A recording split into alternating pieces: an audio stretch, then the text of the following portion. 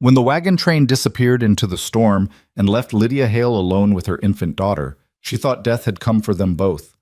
But salvation arrived on horseback, a rugged cowboy who would change everything she thought she knew about survival, trust, and second chances.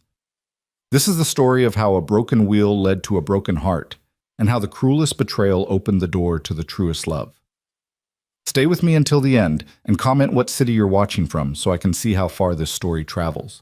The sky turned the color of a fresh bruise just before noon. Lydia Hale had been watching the clouds gather since breakfast, her unease growing with each passing hour as the wagon train rolled steadily westward across the Montana Territory.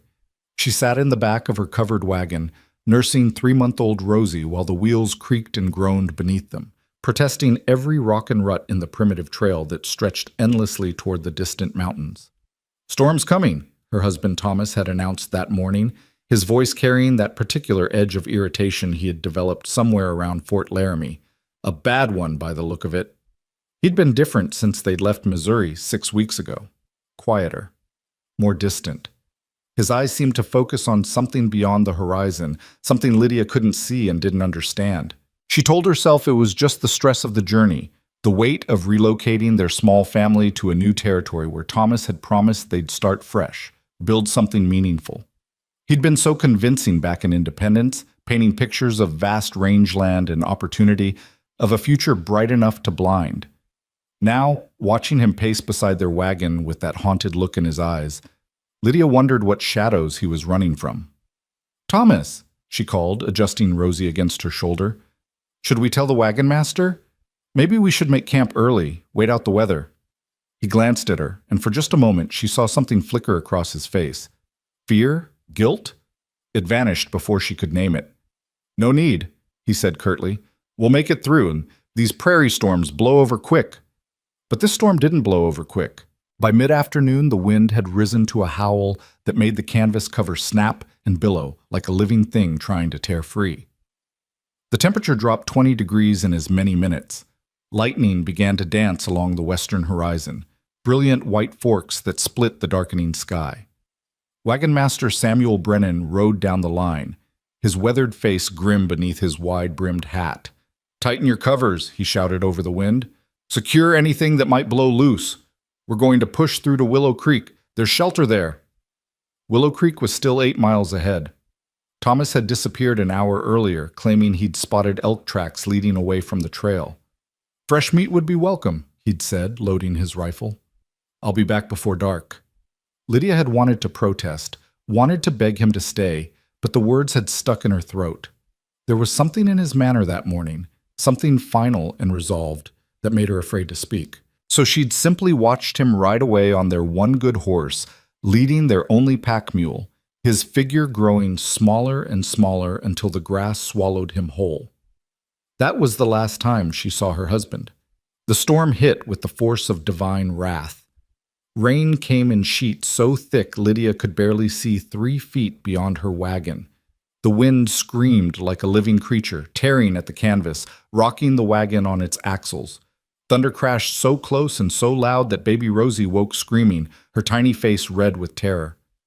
"It's all right, sweet girl," Lydia whispered, clutching her daughter close, trying to keep her voice steady, even as her own heart hammered against her ribs. "Mama's here. Mama's got you." The wagon lurched. For one terrible moment, Lydia thought they were tipping over.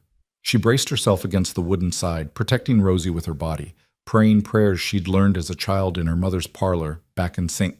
Louis, back when life was measured in tea parties and piano lessons, and the worst thing that could happen was rain on a Sunday picnic. The wagon settled again with a groan, but the motion had changed. They were listing to one side now, dragging. "Mrs. Hale!" a man's voice shouted from outside, barely audible over the storm. "Mrs. Hale, you've got a broken wheel!" Lydia pushed aside the canvas flap and peered out into the maelstrom. Jacob Morrison, one of the younger men traveling with his parents in the wagon ahead, stood in the rain looking like a drowned rat, his hat long gone, his coat plastered to his thin frame. "What?" she shouted back. "Broken wheel!" He pointed down at the rear axle. "The iron rim split. The wooden spokes are cracking." Fear turned Lydia's blood to ice water. A broken wheel on the prairie, in the middle of a storm, with no husband to fix it. This was the nightmare every pioneer woman feared. "I'll get help," Jacob called. "We'll fix it." But even as he said it, even as he turned to run toward the front of the train, Lydia could see the wagon ahead of them pulling away, disappearing into the curtain of rain. The gap widened, 20 yards, 30, 50. By the time Jacob returned with wagon master Brennan and 2 other men, the rest of the train was a quarter-mile ahead and moving steadily through the storm. Brennan examined the wheel with the quick efficiency of a man who'd seen every kind of disaster the trail could offer. His face, when he looked up at Lydia, told her everything she needed to know. "Can you fix it?" she asked anyway, because hope dies hard even when common sense knows better. "Not in this weather," Brennan said. He had to shout to be heard. "Maybe if we had time, if we could get the wagon jacked up proper, replace the whole wheel assembly. But we don't have time, Mrs. Hale. This storm's only going to get worse, and if we don't make Willow Creek before nightfall, we'll lose stock. Maybe people." "Then wait," Lydia heard herself say. "Wait until the storm passes. Just a few hours." "Can't." Brennan's voice was flat, final. "Already lost time stopping. Any longer and we risk the whole train." The whole train. 43 wagons, 217 people. Women, children, families seeking new lives in the Montana Territory, all depending on Brennan to get them through safely. And here stood Lydia Hale, one woman with 1 baby and 1 broken wagon, asking him to risk them all. She saw the calculation in his eyes, saw the moment he made his choice. "Your husband," Brennan said. "When will he be back?" "I don't know." The truth tasted like ash in her mouth. "He went hunting, he said before dark." Brennan glanced at the sky, which was already dark as twilight, though it couldn't be past 4 o'clock. "We can't wait that long. I'll leave you supplies, food, water, blankets. You've got your wagon for shelter. When your husband returns, the 2 of you can make repairs and catch up. We'll leave markers every mile so you can follow the trail. Willow Creek first, then Fort Benton. You'll find us." "But," Lydia started. "I'm sorry, Mrs. Hale." And he was. She could see it in his weathered face, hear it in his rough voice. "It's you and your baby, or everyone else. You know I can't risk the train for 1 family." He left her a sack of cornmeal, some salt pork, 2 canteens of water, and an extra blanket. Then Samuel Brennan touched the brim of his hat, turned his horse, and rode away into the storm without looking back. The other men followed. Young Jacob Morrison lingered longest, his face stricken. "Mrs. Hale, I'm so sorry. If it was up to me—" "Go," Lydia said quietly. "Your family needs you." Within 10 minutes, the last wagon had vanished into the rain. Lydia stood in the storm, holding her baby, watching the space where the wagon train had been, feeling the weight of abandonment settle over her like a burial shroud.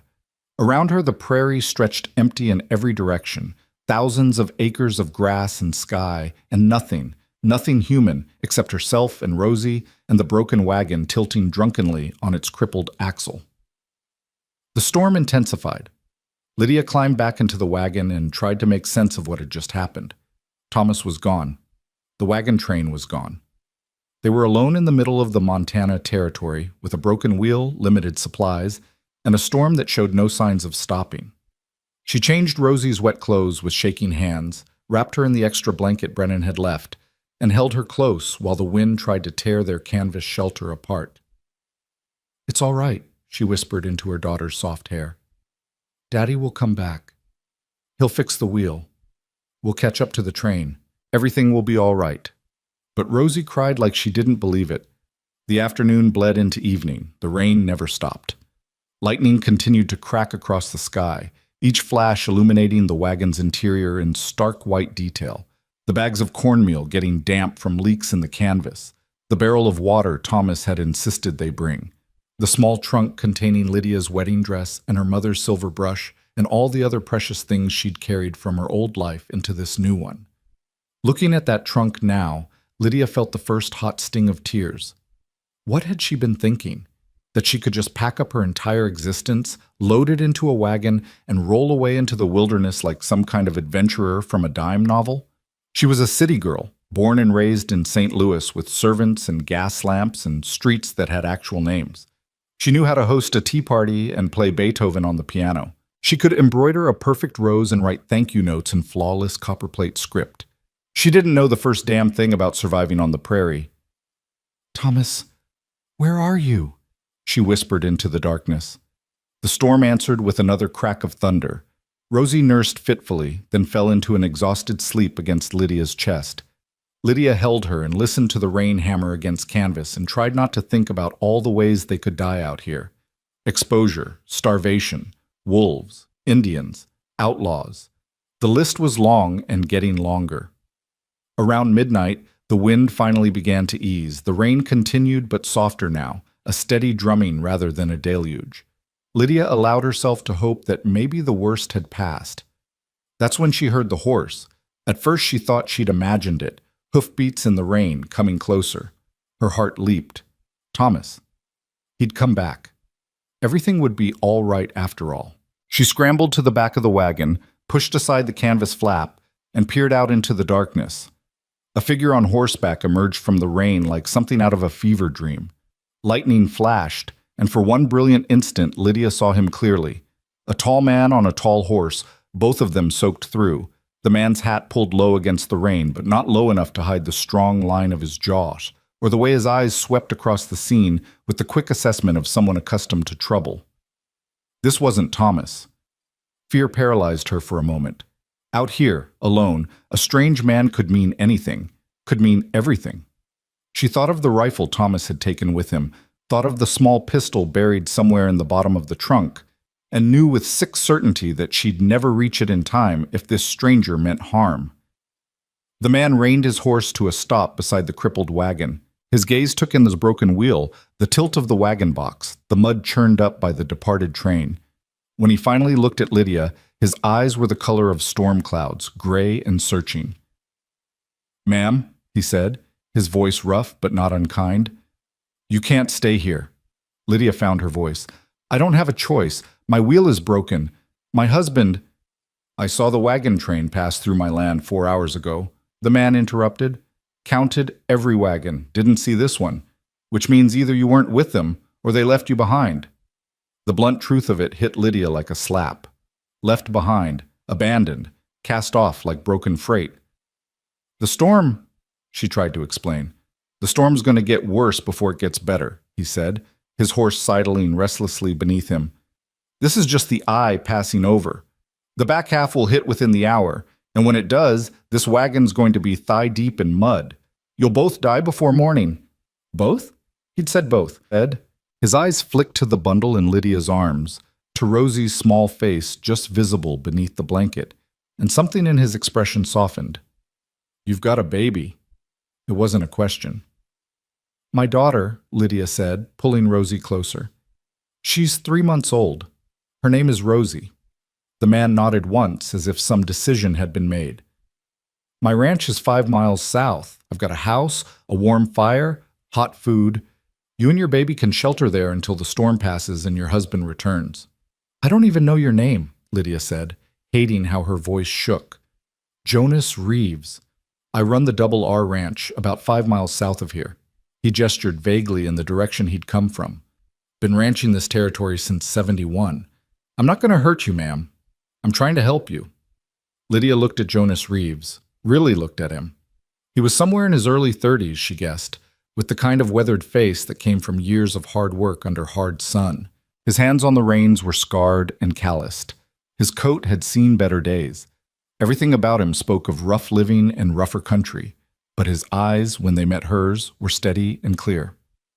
"My husband," Lydia started again. "If he comes back and finds you gone, he'll see the tracks," Jonas said patiently. "He'll follow them to my ranch, but ma'am, I need you to decide now. That back wall of the storm is coming, and I don't want to be caught in it." Lydia looked at Rosie sleeping against her chest. Her daughter's face was pale, her breathing shallow. The wagon was already cold and getting colder. They had some supplies, but not enough. Not for days of waiting, not if Thomas didn't come back soon, not if Thomas didn't come back at all. The thought crept in like poison, but once it arrived, Lydia couldn't shake it loose. Thomas had been acting strange for weeks. He'd taken their only horse and mule. He'd left to go hunting in the face of an obvious storm. And now he'd been gone for hours, with no sign of return. What if he wasn't planning to come back? "All right," Lydia heard herself say. "All right, we'll come with you." Jonas dismounted in one smooth motion. "Can you ride?" "Not well," Lydia admitted. "I've mostly traveled by wagon or carriage." "That's all right. You'll ride with me. Can you gather what you need?" "Just essentials. We'll come back for the rest once the weather clears." Lydia worked quickly, her hands clumsy with fear and cold. She grabbed the bag of cornmeal, the canteens, 2 blankets, and her mother's silver brush from the trunk. Something precious, something to hold on to. She tied everything into a bundle with shaking fingers while Jonas secured it to his saddle. "Ready?" he asked. Lydia looked one last time at the wagon that had been her home for 6 weeks, at the broken wheel that had sealed her fate, at the empty prairie where her husband had vanished. Then she looked at her daughter, and the decision became simple. "Ready?" she said.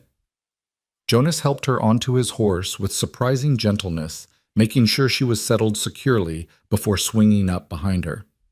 His arms came around both sides to grip the reins, effectively caging her and Rosie in a circle of warmth and safety. "Hold on," he said quietly, and then they were moving. The ride through the storm was something out of a nightmare. Jonas had been right. The back half of the storm front hit within minutes, bringing wind that screamed and rain that fell so hard it felt like being pelted with pebbles. Lydia couldn't see 5 feet in any direction. She had no idea how Jonas knew where he was going, but he seemed to navigate by instinct, guiding his horse through the darkness with quiet confidence. Rosie woke and cried, her wails lost in the wind.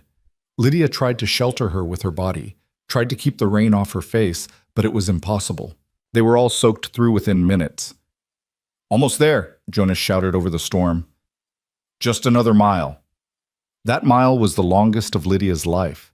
But then, like a miracle, lights appeared through the rain, warm, golden lights that spoke of shelter and safety and survival. The Double R ranch house materialized out of the darkness, a solid structure of timber and stone that looked like it had been built to withstand anything the Montana Territory could throw at it. Outbuildings clustered around it, a barn, stables, a bunkhouse. Fences marked corrals where livestock huddled against the weather. Jonas rode straight to the main house and dismounted, reaching up to help Lydia down. Her legs nearly buckled when her feet hit the ground. She'd been tensed against the horse's movement for so long that her muscles had locked up. "I've got you," Jonas said, steadying her with one hand while grabbing their bundled supplies with the other. "Come on." The front door burst open before they reached it, spilling light and warmth into the rainy night. A woman stood silhouetted in the doorway, older, sturdy, with iron-gray hair and an apron tied around her substantial middle. "Jonas Reeves, what in heaven's name?"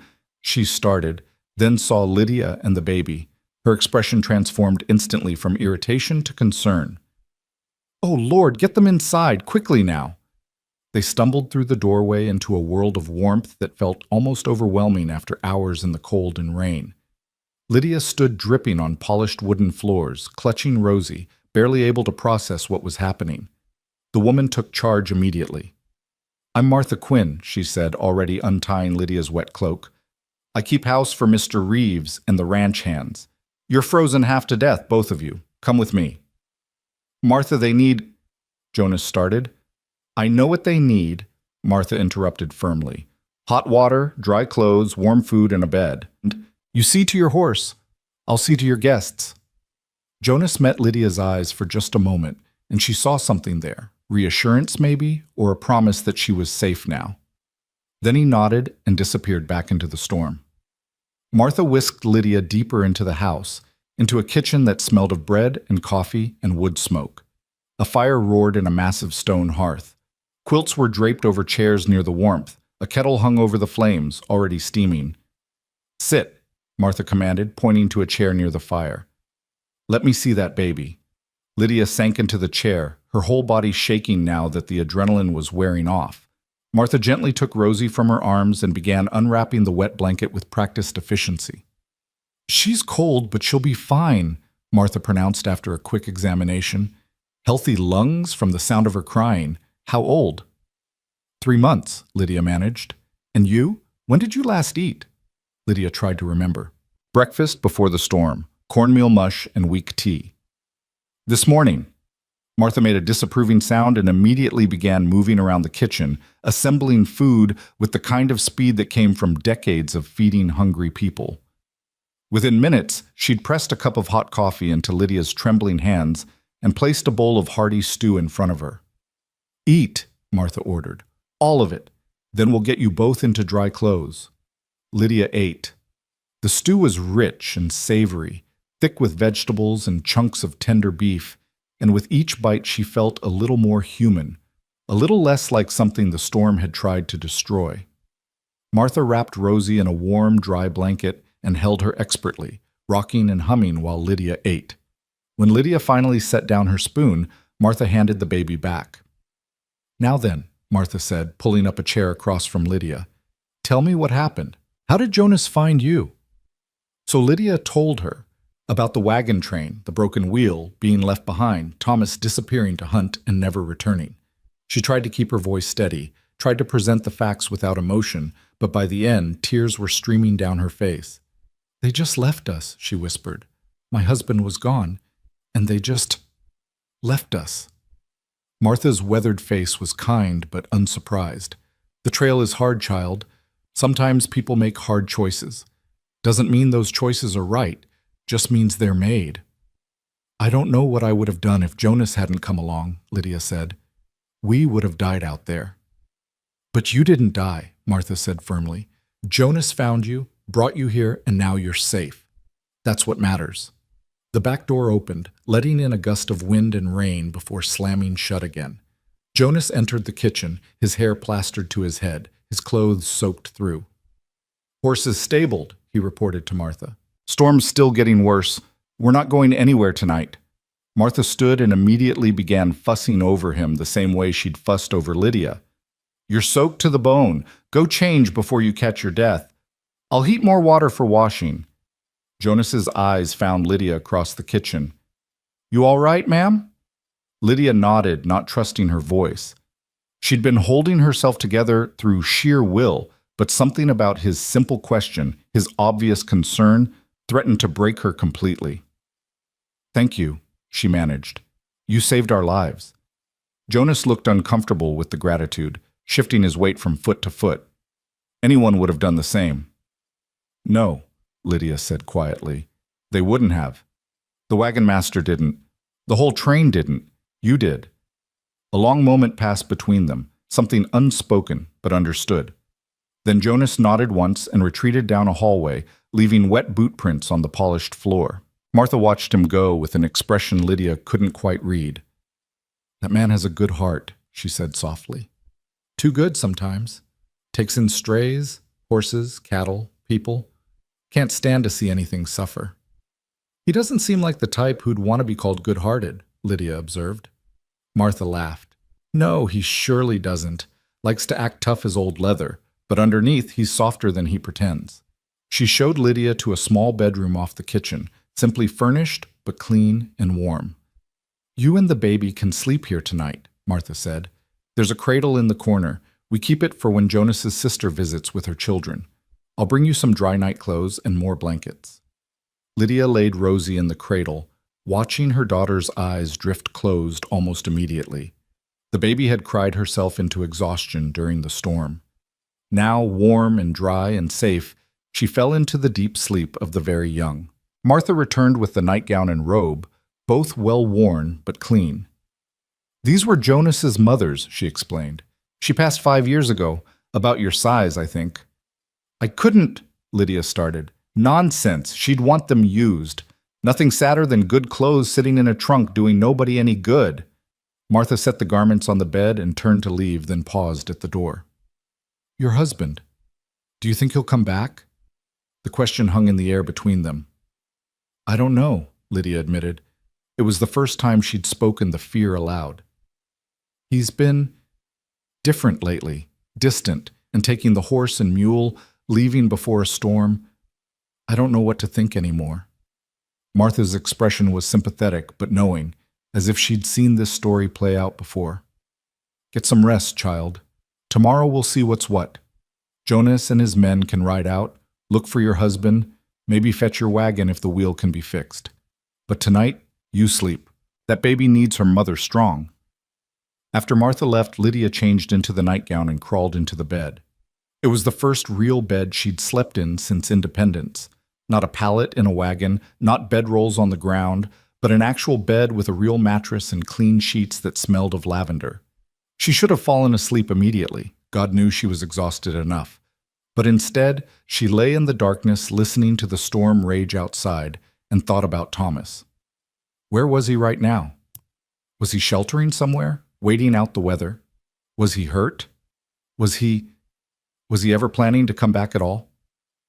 The questions circled in her mind like vultures. Somewhere in the house she could hear low voices, Jonas and Martha talking in the kitchen. She couldn't make out the words, but the cadence was soothing.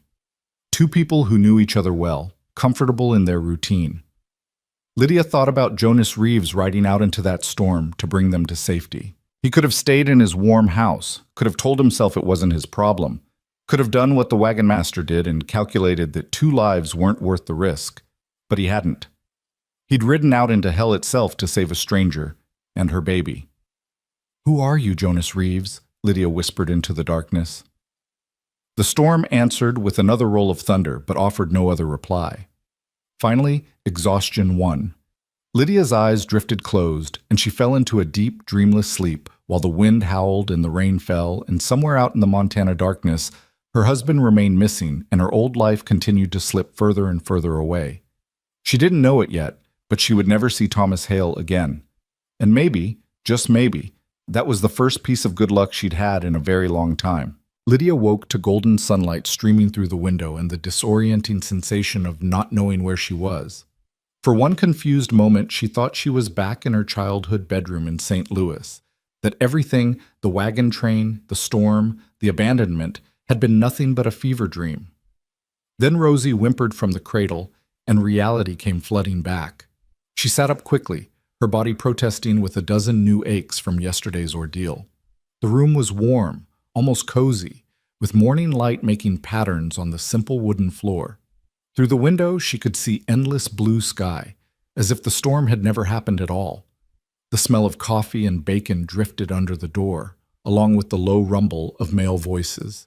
Lydia dressed quickly in her own clothes, still slightly damp but wearable, and lifted Rosie from the cradle. Her daughter blinked up at her with those serious blue eyes, and Lydia felt her heart squeeze with a mixture of love and fear so intense it was almost painful. "We're safe now," she whispered, kissing Rosie's forehead. "Whatever happens next, we're safe." The kitchen was full of men when Lydia emerged. 6 ranch hands sat around a long wooden table, shoveling down breakfast with the focused intensity of people who knew hard work awaited them. They fell silent when Lydia appeared, hats coming off, faces turning curious and respectful. Jonas stood near the stove talking to Martha, but he looked up immediately when Lydia entered. In the morning light, she could see him more clearly than she had in last night's chaos. He was tall and broad-shouldered, with sun-weathered skin and dark hair that curled slightly at his collar. His face had strong, almost severe lines, but his eyes, those storm-gray eyes, held a gentleness that seemed at odds with his rough exterior.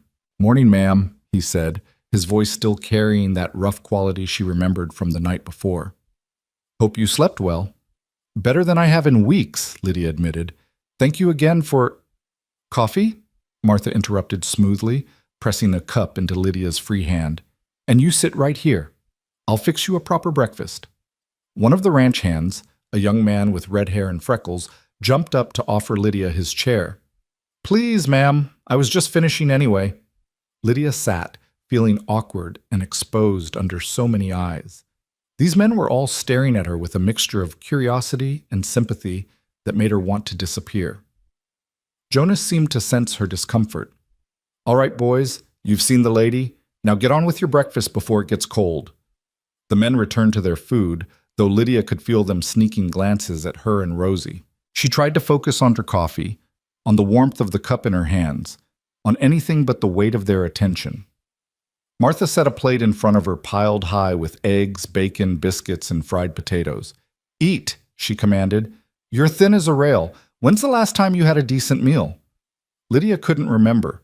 Life on the wagon train had been a blur of cornmeal mush, salt pork, and whatever game the men managed to shoot. Fresh eggs and real bacon seemed like impossible luxury.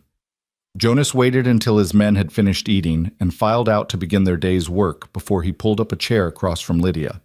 Martha busied herself at the stove, but Lydia could tell she was listening. "I'm riding out this morning with 4 of my men," Jonas said without preamble. "We'll search for your husband, see if we can find any trace of him. Storm would have washed out most tracks, but maybe we'll get lucky." Lydia set down her fork, appetite suddenly gone. "Do you think, is there a chance he's still alive?" Jonas's expression was carefully neutral. "Can't say, ma'am. Montana Territory is big country, and a storm like yesterday's could have scattered a man in any direction, but if he's out there, we'll find him." "What if he's not out there?"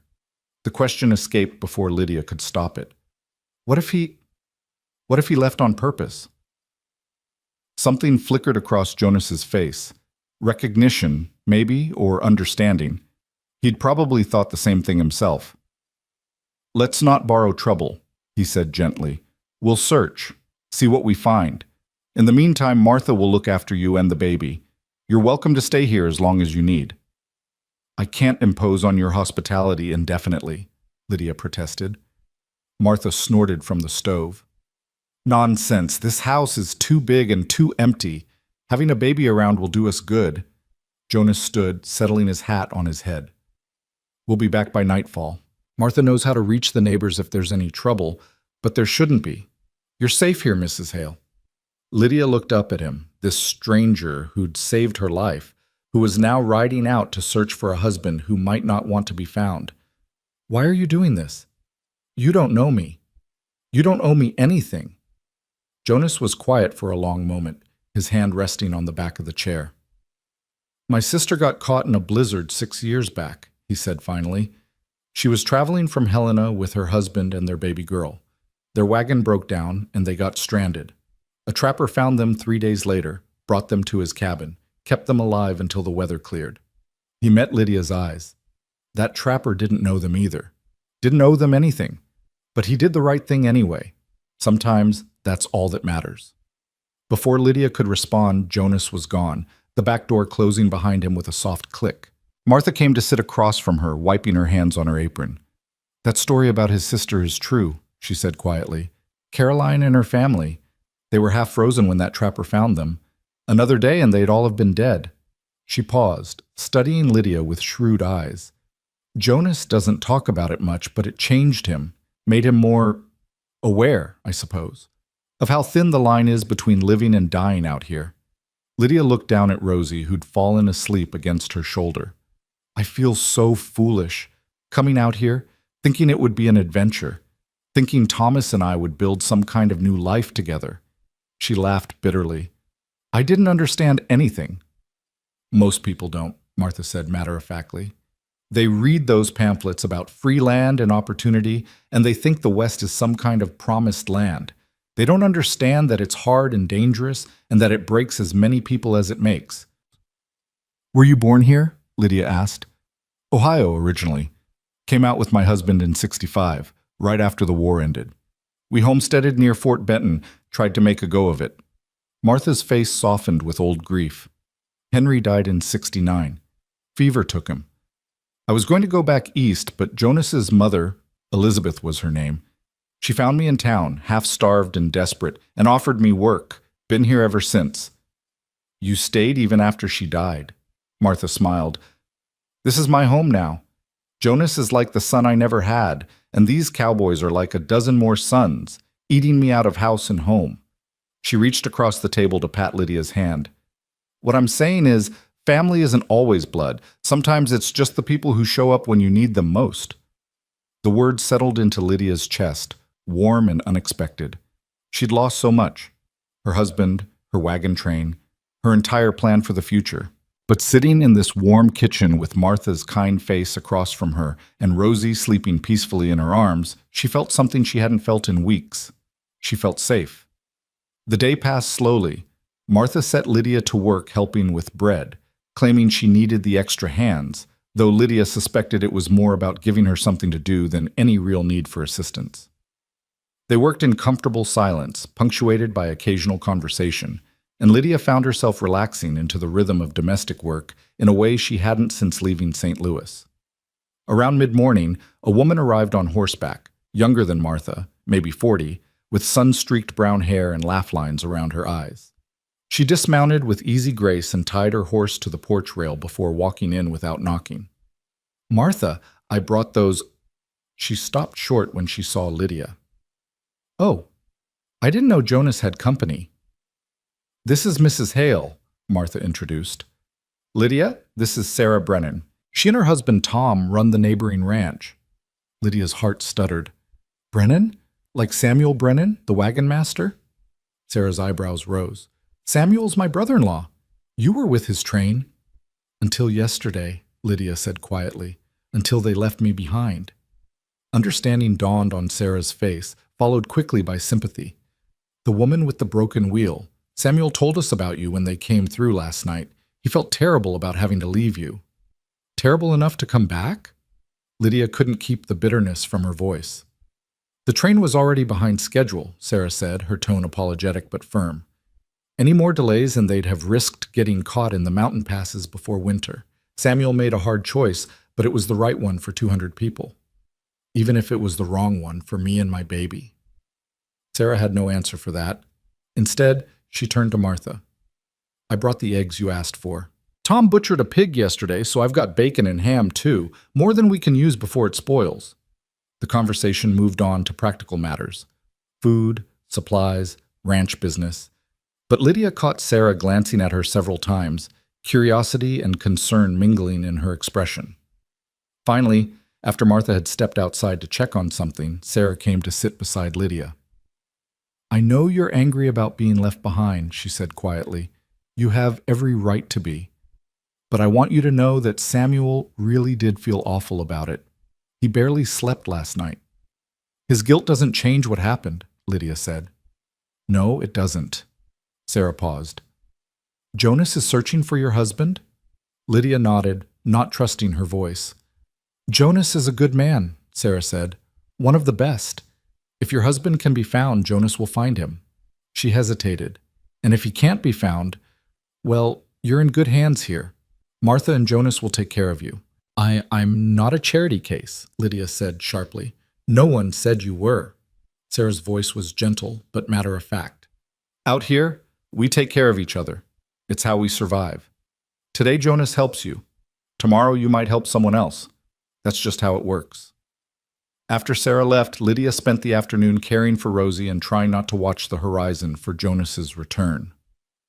Martha kept her busy with small tasks, mending a torn shirt, peeling potatoes for dinner, churning butter. The work was mindless but soothing, and Lydia found herself grateful for the distraction. The sun was low in the sky when she finally heard the sound of horses approaching. Lydia's heart jumped into her throat. She set down the dish towel she'd been using and moved to the window, Martha coming to stand beside her. 6 riders came into view, Jonas in the lead. Even from a distance, Lydia could read the answer in the slump of their shoulders, the slow pace of their horses. They hadn't found Thomas. Jonas dismounted and spoke briefly to his men before heading toward the house. His face, when he entered the kitchen, was grim. "We searched everywhere within a 10-mile radius of where I found you," he said without preamble. "Covered the area your husband would have been hunting, checked every gully and creek bed. Nothing, no tracks, no signs, no body." Lydia had been preparing herself for this news all day, but hearing it still felt like a blow. "Nothing at all?" "We found your wagon," Jonas continued. "The broken wheel is fixable, but it'll take some work. We'll bring it back here in the next few days, get it repaired properly." He paused. "Mrs. Hale, I need to ask you something, and I need you to be honest with me." Lydia's stomach tightened. "What?" "Was your husband in any kind of trouble? Did he owe money, have enemies, anything that might make him want to disappear?" The question hung in the air like smoke. Lydia wanted to defend Thomas, wanted to insist that he would never abandon his family, but the words stuck in her throat because deep down, she wasn't sure anymore. "I don't know," she admitted finally. "He was acting strange for weeks before we left Missouri. Secretive. He'd receive letters and burn them without showing me. He'd disappear for hours with no explanation. She looked at Jonas helplessly. I thought once we got west, once we started fresh, it would be better. But it only got worse. Jonas and Martha exchanged a glance that Lydia couldn't interpret. Did he take anything valuable with him? Jonas asked. Money? Jewelry? Anything worth selling? Lydia thought about it. He took our horse and mule, and... She stopped, realization dawning cold and sick in her stomach. And the money. We had $300 saved for buying land in Montana. Thomas kept it in a leather pouch. It's not in the wagon. I checked when we were packing to come here. I assumed he had it with him for safekeeping. $300 is enough to start over somewhere, Jonas said quietly. Enough to buy passage on a train, set up a new life. You think he abandoned us? Lydia's voice was flat. You think he took our money and our horse and just left? I think it's a possibility we need to consider, Jonas said. I'm sorry, ma'am. I truly am. But a man doesn't just vanish without a trace unless he wants to. Lydia felt her legs go weak. Martha was there immediately, guiding her to a chair, pressing a cup of water into her hands. Rosie, sensing her mother's distress, began to cry. I need to know for certain, Lydia said once she could speak again. I need to know if he's dead or if he left us. I can't live not knowing. Jonas crouched down beside her chair, his gray eyes serious. I can send telegrams to the surrounding towns, put the word out. If he's alive and trying to start over, someone might spot him. But Mrs. Haley, you need to prepare yourself for the possibility that we might never know what happened. Men disappear in this territory all the time. The land is too big, too wild. Sometimes people just vanish. What am I supposed to do? Lydia whispered. I have no money, no wagon train, no way to get to Fort Benton or anywhere else. I'm completely stranded. You're not stranded, Martha said firmly. You're here. And here you'll stay until we figure out what's what. I can't stay here indefinitely, Lydia protested. I need to work, need to support myself and Rosie. I can't be a burden on your household. Jonas stood, his expression thoughtful. Can you read and write? The question took Lydia by surprise. Of course, I attended finishing school in St. Louis. I can read, write, do mathematics, play piano. She stopped, suddenly embarrassed by the list of accomplishments that seemed so useless out here. But Jonas was nodding. The settlement about 5 miles north of here, they've been looking for a teacher. The last one left to get married, and they haven't found a replacement. Mostly it's ranch hands' children, maybe a dozen kids total. They meet in the back room of the general store. He paused. It doesn't pay much, but it's honest work, and it would give you a way to support yourself. Lydia stared at him. You'd help me get a teaching position? I'd put in a word, Jonas said. The rest would be up to you. But yes, I'd help, if that's what you want. What Lydia wanted was to wake up from this nightmare.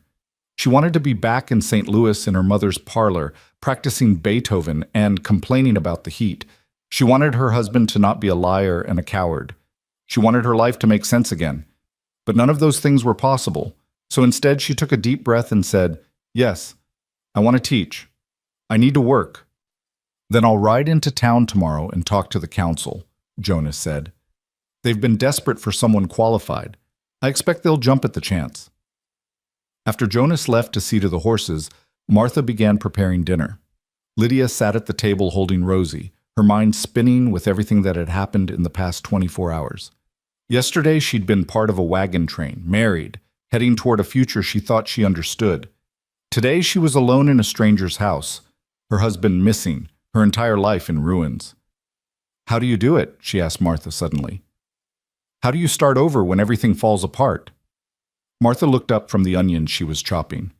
You just do, she said simply. One day at a time, one foot in front of the other. You cry when you need to cry. You rage when you need to rage, but you keep moving forward because the alternative is giving up. And that's not really an alternative at all. I don't feel very strong right now, Lydia admitted. Strength isn't about not being afraid or hurt, Martha said. It's about being afraid and hurt and doing what needs to be done anyway. She wiped her hands on her apron and came to sit beside Lydia. You rode through a storm with that baby in your arms. You trusted a stranger to save you. You're sitting here now making plans instead of falling apart. That's strength, child. Don't let anyone tell you different. Dinner that night was a quiet affair. The ranch hands ate quickly and retreated to the bunkhouse, leaving Jonas, Martha, and Lydia at the table. Jonas was quiet, lost in his own thoughts, occasionally glancing at Lydia with an expression she couldn't quite read. "I'll send those telegrams tomorrow," he said finally. "Fort Benton, Helena, Missoula, all the major towns. If your husband shows up anywhere, we'll hear about it." "And if he doesn't?" Lydia asked. Jonas met her eyes steadily. "Then eventually you'll have to decide what to do next. But that's not a decision you need to make tonight." After dinner, Lydia retreated to her small room with Rosie. She nursed her daughter and sang her to sleep with a lullaby her own mother had sung to her as a child. Then she sat in the darkness, listening to the sounds of the ranch settling in for the night, the low voices of the cowboys in the bunkhouse, the horses moving in their stalls, the creak of the house adjusting to the cooling temperature. Somewhere out there, Thomas was either dead or alive, either a victim or a villain, either a tragedy or a betrayal. And Lydia realized with a clarity that was almost painful that she didn't know which possibility frightened her more. A soft knock on the door interrupted her thoughts. "Come in," she called quietly. Martha entered carrying an oil lamp and a bundle of cloth. "Thought you might need these," she said, setting the lamp on the small table and unfolding the bundle to reveal several simple dresses. "They're old, but they're sturdy. If you're going to be teaching, you'll need proper clothes." "Martha, I can't keep taking from you." "You're not taking," Martha interrupted. "You're accepting. There's a difference." She sat on the edge of the bed, her weathered face kind in the lamplight. "I know everything feels impossible right now, but it gets better. Not easier necessarily, but better. You learn to carry it." "Carry what?" Lydia asked. "Whatever burden life gives you," Martha said. "Loss, disappointment, betrayal. Whatever it is, you learn to carry it. And eventually it doesn't feel quite so heavy anymore." After Martha left, Lydia lay in bed staring at the ceiling. She thought about Thomas, about the moment she'd agreed to marry him, about all the little signs she'd ignored because she wanted so badly to believe in the future he'd promised.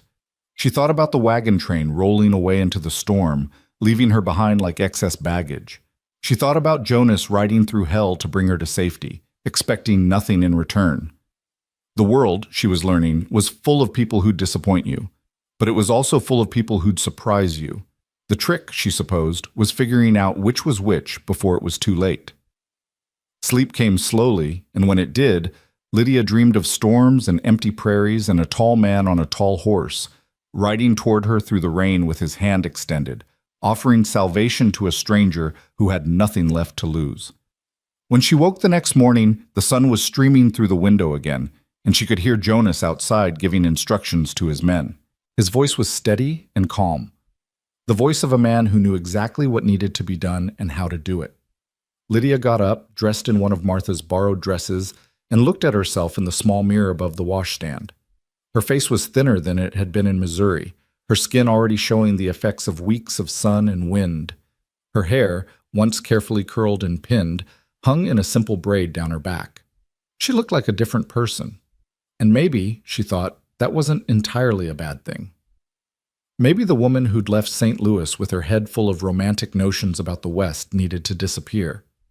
Maybe in her place could rise someone stronger, someone who didn't need a man to define her future.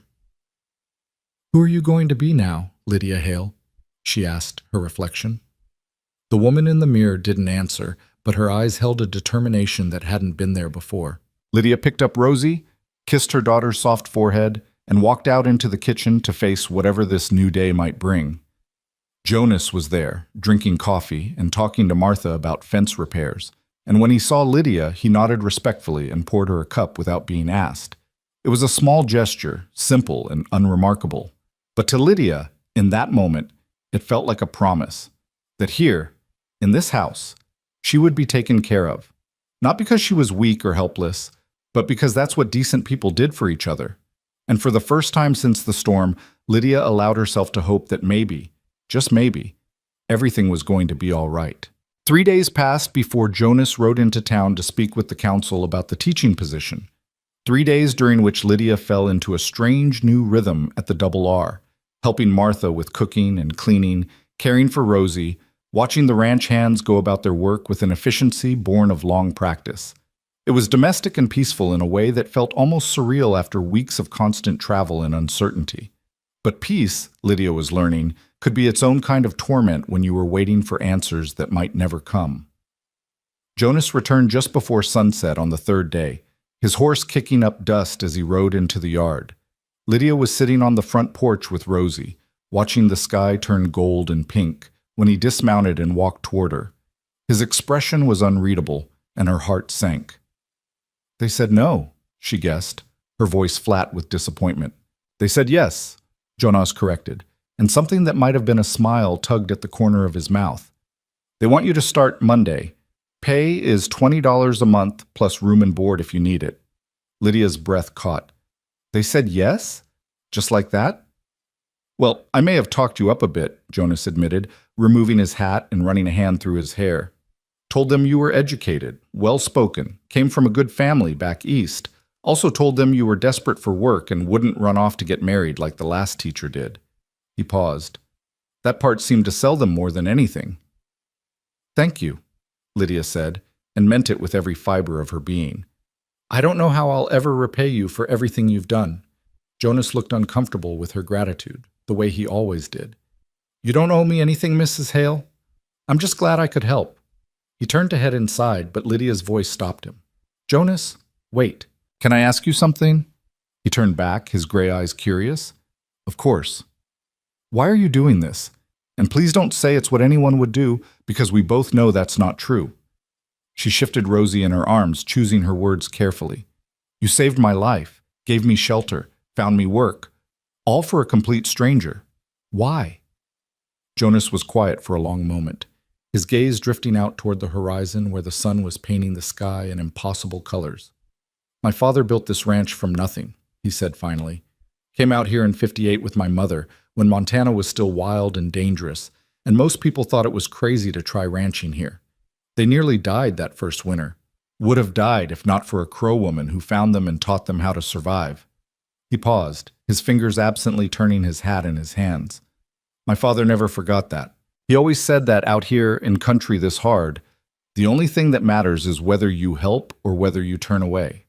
Everything else, money, property, pride, it all disappears eventually. But what you do for people, that lasts." Jonas met her eyes. "So I guess I'm doing this because my father taught me that turning away isn't an option, not if you want to be able to look at yourself in the mirror." Lydia felt tears prick her eyes. "Your father sounds like he was a good man." "He was," Jonas said quietly. "Best man I ever knew. Died 5 years ago, same month as my mother. Fever took them both within a week of each other." He put his hat back on, pulling it low. "Anyway, that's why. Nothing noble about it. Just doing what I was raised to do." He disappeared into the house before Lydia could respond, leaving her alone with the sunset and her daughter and a heart that felt too full for her chest to contain. That night, after Rosie was asleep and the house had gone quiet, Lydia sat at the small desk in her room and tried to write a letter to her mother back in St. Louis. She'd been putting it off for days, unsure what to say, how to explain the disaster her life had become. But her mother deserved to know the truth, or at least some version of it. The pen scratched across the paper, each word feeling inadequate. How did you tell your mother that her son-in-law had abandoned you in the wilderness? That you were living with strangers, dependent on their charity, with no husband and no prospects and a 3-month-old baby to support? Her mother, who'd warned her not to marry Thomas, who'd said he seemed unreliable, who'd begged her to reconsider the whole mad plan of going west. Lydia had been so certain her mother was wrong, so convinced that Thomas loved her, that their future together would be everything he'd promised. She crumpled the half-written letter and started over, then crumpled that one too. By the time Martha knocked softly on the door, Lydia was surrounded by balls of paper and no closer to knowing what to say. "Having trouble with that letter?" Martha asked, entering with 2 cups of tea. "I don't know how to tell her," Lydia admitted, accepting the tea gratefully. "My mother warned me about Thomas. She said he was charming but unstable, that I didn't know him well enough to trust him with my future. I didn't listen. I thought I knew better. And now you're afraid to admit she was right, Martha finished gently. She settled into the chair beside the desk. Pride's a funny thing. It can keep you from asking for help when you need it most. It's not just pride, Lydia said. My mother will want me to come home. She'll send money for train fare and expect me to return to St. Louis with my tail between my legs. And She stopped, surprised by the realization forming in her mind. I don't want to go back. Martha raised an eyebrow. You want to stay here, in Montana? I know it sounds crazy, Lydia said quickly. I've been here less than a week. I have no money, no security. My husband is missing, probably left me intentionally. By any reasonable measure, I should run back to civilization as fast as I can. She looked down at her tea. But when I think about going back to St. Louis, back to my mother's parlor and society teas and all those people who will whisper about poor Lydia and her failed marriage, I feel like I can't breathe.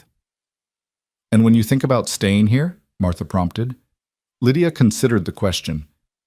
I feel afraid, but I also feel alive. Like for the first time in my life, I get to decide who I'm going to be. Not my mother, not Thomas, not society's expectations, just me. Martha smiled. Then tell your mother the truth. Tell her you're safe, that you have work and friends and a place to stay. Tell her you'll write again soon with more details. But don't let her make decisions for you, child. This is your life now. You get to choose how it goes. After Martha left, Lydia started the letter again. This time the words came easier. She told her mother about the storm and the broken wheel, about Jonas finding them and bringing them to the ranch. She mentioned the teaching position, made it sound like an opportunity rather than a necessity. She wrote about Rosie, about how the baby was thriving in the clean Montana air. What she didn't mention was Thomas's disappearance, or her suspicions about his abandonment, or the fact that she was completely dependent on the kindness of strangers. Those truths could wait for another letter, once she'd figured out how to spin them into something more palatable. It was dishonest, maybe, but it was also survival, and Lydia was learning that survival sometimes required you to be selective with the truth. The weekend passed in a blur of preparation. Martha helped Lydia alter several dresses to fit properly, and Sarah Brennan stopped by with a donation of books and slates from her own children's schooling. Jonas brought Lydia's wagon to the ranch on Saturday, the broken wheel expertly repaired by one of his men who had a talent for carpentry. Your things are still inside, Jonas told her as they stood looking at the wagon in the yard. I didn't want to go through them without your permission. Lydia climbed into the wagon for the first time since the storm and felt her throat tighten. Everything was exactly as she'd left it. Thomas's spare shirt draped over a crate, her trunk with its precious contents, the bag of cornmeal now ruined by moisture. It felt like looking at artifacts from someone else's life. She went through everything methodically, separating what was salvageable from what was ruined. The cornmeal and most of their food supplies were lost. Thomas's clothes she folded and set aside. She didn't know what to do with them yet. Her own things she packed carefully, along with her mother's silver brush and the wedding dress she'd never wear again. At the bottom of the trunk, she found her small Bible, and inside it, pressed between the pages of Psalms, the photograph of her and Thomas on their wedding day. They looked so young in the picture, so hopeful. Thomas stood tall and handsome in his best suit, and Lydia gazed up at him like he'd hung the moon. Looking at that photograph now felt like looking at two strangers. Mrs. Hale? Jonas's voice came from outside the wagon. Everything all right? Lydia tucked the photograph back into the Bible and climbed down. Fine, just sorting through things. Jonas studied her face with those perceptive gray eyes. You find anything that might tell us where he went? No, Lydia said. Nothing like that, just memories. That night, Lydia lay awake thinking about the photograph, about the girl in that picture who'd believed so completely in fairy tales and happy endings. That girl was gone now, washed away by the storm just as surely as the wagon tracks had been. In her place was someone harder, more pragmatic, less inclined to trust pretty words and handsome smiles. She should mourn that loss, she supposed, but mostly she just felt relieved.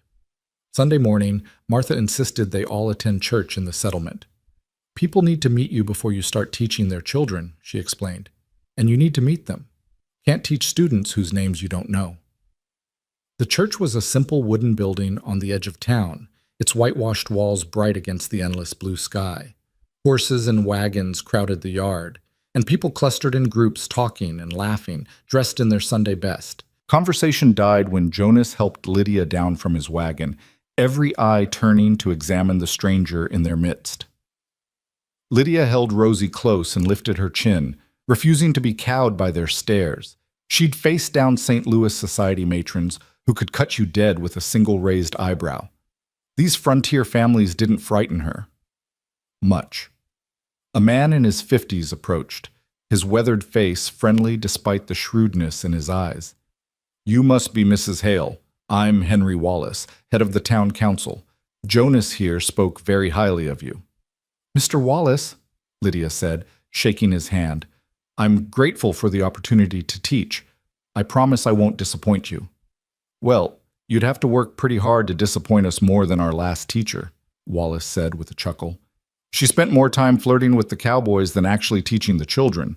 At least you've got a baby, so we know you won't be running off to get married anytime soon." Lydia forced a smile, though the reference to her marriage, or lack thereof, stung. "I'm here to teach, Mr. Wallace. Nothing more, nothing less." "Glad to hear it." Wallace gestured toward a group of women standing near the church entrance. "My wife Alice will introduce you to the other mothers. Most of them are excited to have someone educated teaching their children. We're not all illiterate savages out here, despite what folks back east might think." The service was simple but sincere, led by a circuit preacher who traveled between settlements.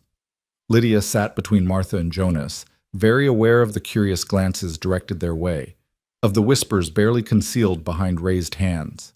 She knew what they were thinking, what conclusions they were drawing about a woman living at a bachelor's ranch. Let them think what they wanted. She had nothing to be ashamed of. After the service, Alice Wallace swooped in like a mothering hen, gathering Lydia into a circle of women and making introductions. Margaret Collins, whose husband ran the general store. Susan Peters, married to the blacksmith. Elizabeth Hart, wife of the town doctor. A dozen other names and faces that blurred together in Lydia's overwhelmed mind. "How old is your baby?" Margaret asked, peering at Rosie with grandmotherly affection. 3 months, Lydia answered. "Her name is Rosie." "And your husband?" Elizabeth Hart asked, her voice carefully neutral. "Jonas mentioned he went missing during the storm." Here it was. The question Lydia had been dreading. She took a breath and chose her words carefully. "My husband went hunting before the storm hit and didn't return. Jonas and his men searched for several days but found no trace. We're hoping he'll turn up eventually." The women exchanged glances laden with meaning. They knew, Lydia realized, or at least they suspected. These were frontier women, hardened by experience, and they recognized abandonment when they saw it. But instead of judgment, what Lydia saw in their faces was sympathy. "Men can be unreliable creatures," Susan Peters said bluntly. "My first husband ran off with a saloon girl when we were homesteading in Wyoming, left me with 2 babies and a half-built cabin. I know what it's like to be on your own." "You remarried?" Lydia asked. Susan smiled. "Eventually, but I spent 3 years supporting myself and my children first. Took in washing, did sewing, whatever I could find. Made me stronger than I ever thought I could be." She patted Lydia's arm. "You'll be all right, dear. You've got work and friends, and that's more than many women have." The acceptance in their voices, the understanding without pity, made Lydia's eyes burn with unexpected tears. She'd been so afraid of judgment, of being seen as a failure. But these women didn't judge her. They simply saw someone who needed help and offered it. After church, Jonas drove them back to the ranch in comfortable silence. Lydia watched the prairie roll past, golden grass rippling in the wind like waves on an endless ocean. The land was beautiful in its starkness, she realized. Harsh but honest, demanding but fair. It didn't lie to you or make promises it couldn't keep, unlike certain men she could name. "You did well today," Jonas said suddenly, breaking the silence. "I know it couldn't have been easy facing all those people." "They were kinder than I expected," Lydia admitted. "I thought they'd judge me." "Frontier people don't waste energy on judgment," Jonas said. We've all got our own problems, our own secrets. Nobody's in a position to throw stones." He paused. "Besides, what happened to you could happen to any of us. That's why we help, because we know someday we might be the one who needs it." Monday morning arrived too quickly. Lydia woke before dawn, her stomach churning with nerves. She'd taught before, informal lessons to her younger cousins, Sunday school classes at her church in St. Louis, but this felt different. This was real work, real responsibility. These children were depending on her to teach them skills they'd need to survive in this harsh country. Martha packed a lunch for her and wished her luck. Jonas had already left to work on fence repairs in the north pasture, but he'd made sure Lydia's horse was saddled and ready. One of the gentler mares, easy-gaited and patient, perfect for someone who wasn't an experienced rider. Lydia bundled Rosie into a sling against her chest. Martha had shown her how the Indian women carried their babies, leaving both hands free, and mounted the horse with more confidence than she felt. The 5-mile ride to town gave her time to think, to plan her first lessons, to imagine all the ways this could go wrong. The schoolroom was exactly as promised, the back room of Collins' general store, with a dozen mismatched chairs arranged in rows facing a battered chalkboard. Books were stacked haphazardly on shelves, slates piled in a corner, and everything had a layer of dust that spoke of weeks without use. Lydia tied her horse outside, carried Rosie and her supplies inside, and got to work. She swept the floor, wiped down the chairs, organized the books by subject and difficulty level. She wrote the alphabet on the chalkboard in her careful script and arranged the slates on a table where the youngest children could reach them. By the time the first students arrived, trailing in with their parents, the room looked almost respectable. The children ranged in age from 6 to 14, 12 students total, some eager and curious, others clearly resentful at being pulled away from ranch work to sit in a stuffy room and learn reading and arithmetic. Lydia recognized several from church, though she couldn't remember all their names. "Good morning," she said, standing at the front of the room with Rosie still sleeping in her sling. "My name is Mrs. Hale, and I'll be your teacher. Before we begin, I'd like each of you to introduce yourself and tell me one thing you hope to learn this year." They went around the room, some children confident, others shy. Tommy Wallace, Henry and Alice's grandson, wanted to learn to read well enough to understand the newspapers from back east. Sarah Collins wanted to learn penmanship. Young Billy Peters, Susan's son from her first marriage, announced that he didn't want to learn anything and was only there because his mother made him. Lydia smiled at Billy's honesty. "That's all right, Billy. You don't have to want to be here. But as long as you are here, we might as well make good use of the time. Who knows? You might surprise yourself and learn something useful." She divided them into 3 groups based on ability. The young ones just learning their letters, the middle group working on basic reading and arithmetic, and the older students ready for more advanced material. It was chaos at first, trying to give each group attention while keeping Rosie content and preventing the older boys from tormenting the younger children. But slowly, gradually, a rhythm emerged. The younger children bent over their slates, practicing letters with fierce concentration.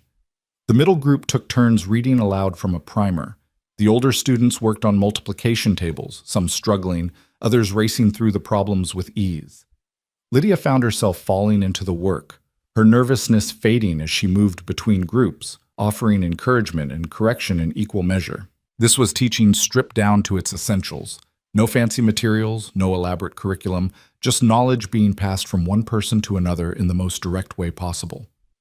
When Rosie woke and began to fuss, the younger girls immediately crowded around, begging to hold her. Lydia let them take turns, watching them cradle her daughter with surprising gentleness. These were ranch children, she realized. They'd grown up around babies, human and animal, and knew how to be careful. The morning passed quickly. At noon, Lydia dismissed the class for lunch. Most of the children had brought food from home and ate outside in the shade, their laughter and shouting a welcome break from the intensity of lessons. Margaret Collins appeared with a plate of food. "Thought you might be hungry," she said kindly. "Teaching is hard work." "Thank you," Lydia said gratefully. She hadn't realized how hungry she was until she saw the roasted chicken and fresh bread. "The children are wonderful, a bit restless, but eager to learn." "Even Billy Peters?" Margaret asked with a knowing smile. Lydia laughed.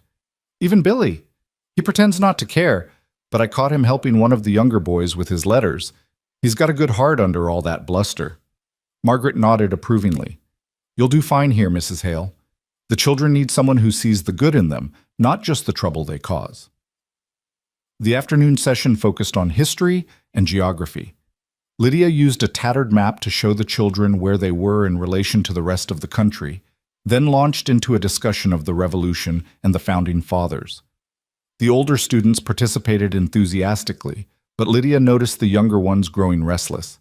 She pivoted, asking the children to share stories about their families, where they'd come from, why they'd settled in Montana, what hardships they'd faced. Suddenly every hand was raised, every child eager to talk about their personal connection to the broader narrative of westward expansion. By the time she dismissed them at 3 o'clock, Lydia was exhausted but exhilarated. It hadn't been perfect. There'd been disruptions and confusion and moments where she'd questioned every decision, but it had been real. She'd taught actual children actual knowledge, and most of them had left smiling. The ride back to the ranch felt shorter than the morning journey. Lydia's mind was full of ideas for tomorrow's lessons, corrections she wanted to make, new approaches she wanted to try. She barely noticed the landscape passing by until Jonas appeared on the trail ahead, riding toward her. "How'd it go?" he asked, falling into step beside her. "It went," Lydia said, unable to keep the smile from her face. "It was chaotic and exhausting and wonderful. I think I actually managed to teach them something." Jonas's expression softened. "I knew you would. You've got that look about you, like you won't accept anything less than success." "Is that a compliment or a criticism?" Lydia asked. "Both, maybe," Jonas said, "but mostly a compliment. This territory needs people who refuse to quit, people who see obstacles as challenges instead of reasons to give up." They rode the rest of the way in comfortable silence, the sun warm on their backs, the prairie stretching endlessly in every direction. When the ranch house came into view, Lydia felt something unexpected. She felt like she was coming home. That evening at dinner, she told Martha and Jonas about her first day in detail, the children's names and personalities, the lessons that worked and the ones that fell flat, her plans for improving the classroom setup. Martha listened with the patient attention of someone who genuinely cared, and Jonas occasionally interjected with information about the families or the children's backgrounds. "Billy Peters," Jonas said when she mentioned the boy's reluctance. "His father abandoned them when he was just a baby. His stepfather Tom is a good man, but Billy's got a lot of anger in him. He doesn't trust easily." "He reminds me of someone," Lydia said quietly, thinking of her own anger toward Thomas, her own struggle to trust after betrayal. A week passed, then 2. Lydia settled into a routine. Early mornings at the ranch helping Martha, days in town teaching, evenings caring for Rosie and preparing lessons for the next day. It was hard work, demanding work, but it was also satisfying in a way Lydia had never experienced before. The telegrams Jonas had sent came back with no news. Thomas Hale hadn't appeared in any of the surrounding towns. No one matching his description had bought train tickets or checked into hotels. It was as if he'd simply vanished into the vast emptiness of the Montana territory. Lydia found that each day without news hurt a little less. The sharp pain of betrayal was fading into a dull ache she could carry without it consuming her. She was too busy to dwell on what she'd lost, too focused on building something new. But then, 3 weeks after she'd started teaching, everything changed. Lydia was in the classroom correcting papers when Margaret Collins burst through the door, her face flushed with excitement and something else. Apprehension, maybe, or concern. "Mrs. Hale," Margaret said, slightly breathless. "There's someone here to see you. She says it's urgent." "Who?" Lydia asked, setting down her pen. "A woman. She just arrived on the stage from Helena. She's asking for you specifically, says she knows about your husband." Margaret paused. "Mrs. Hale, she has a child with her. A little boy, maybe 2 years old." Lydia's blood turned to ice. "Where is she?" "At the hotel. She's waiting in the lobby. I told her I'd fetch you."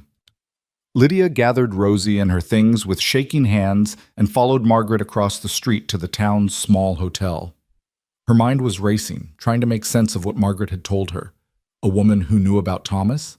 A woman with a child?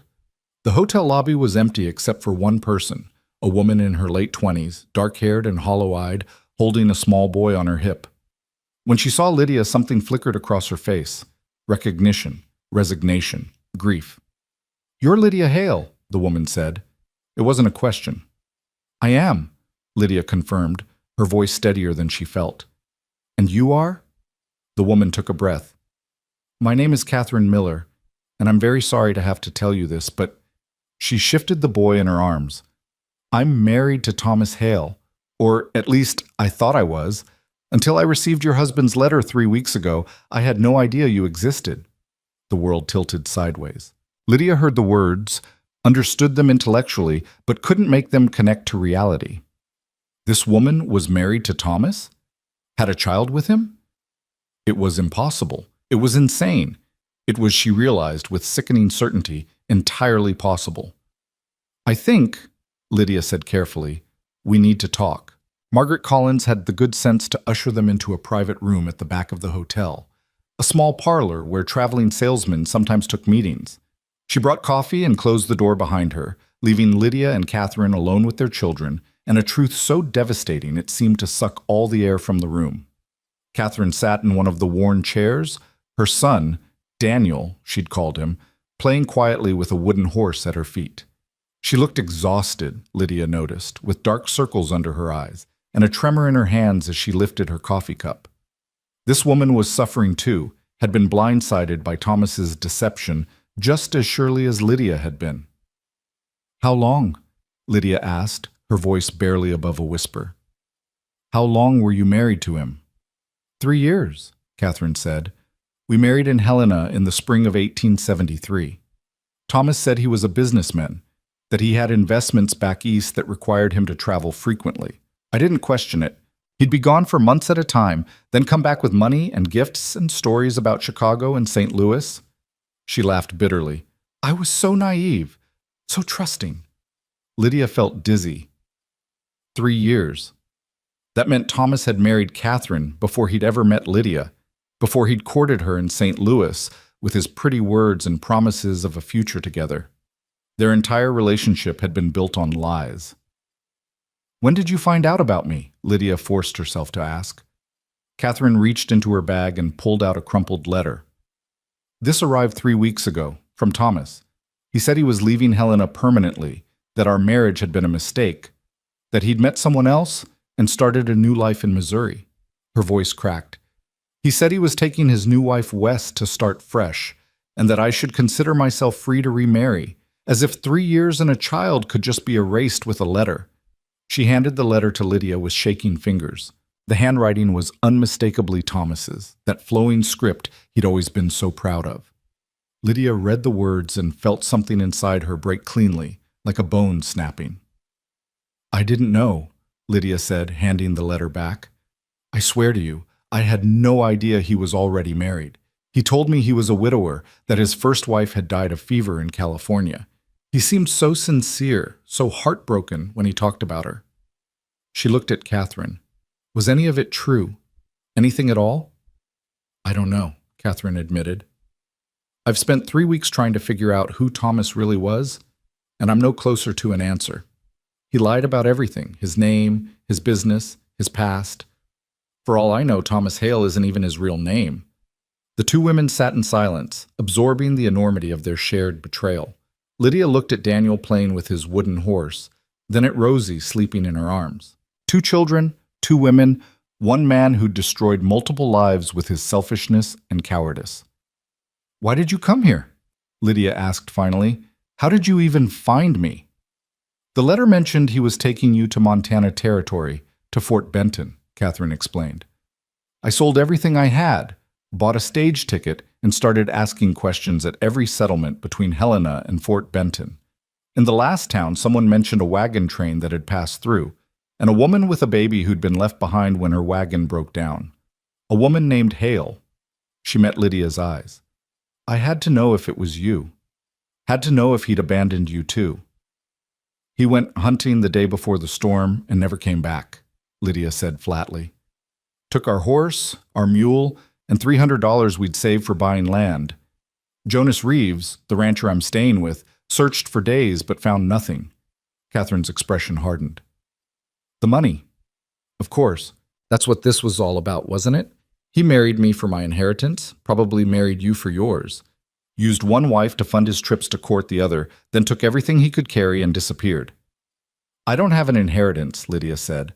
My family has money, but my father didn't believe in giving daughters independent wealth.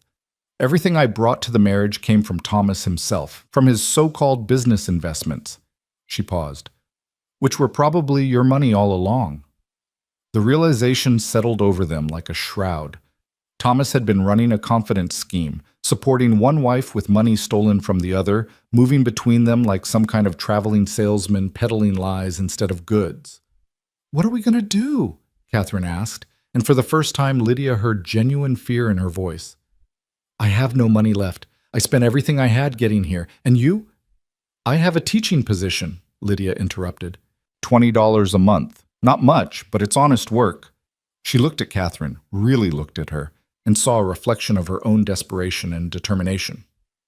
Can you sew? Catherine blinked at the apparent non sequitur. Yes.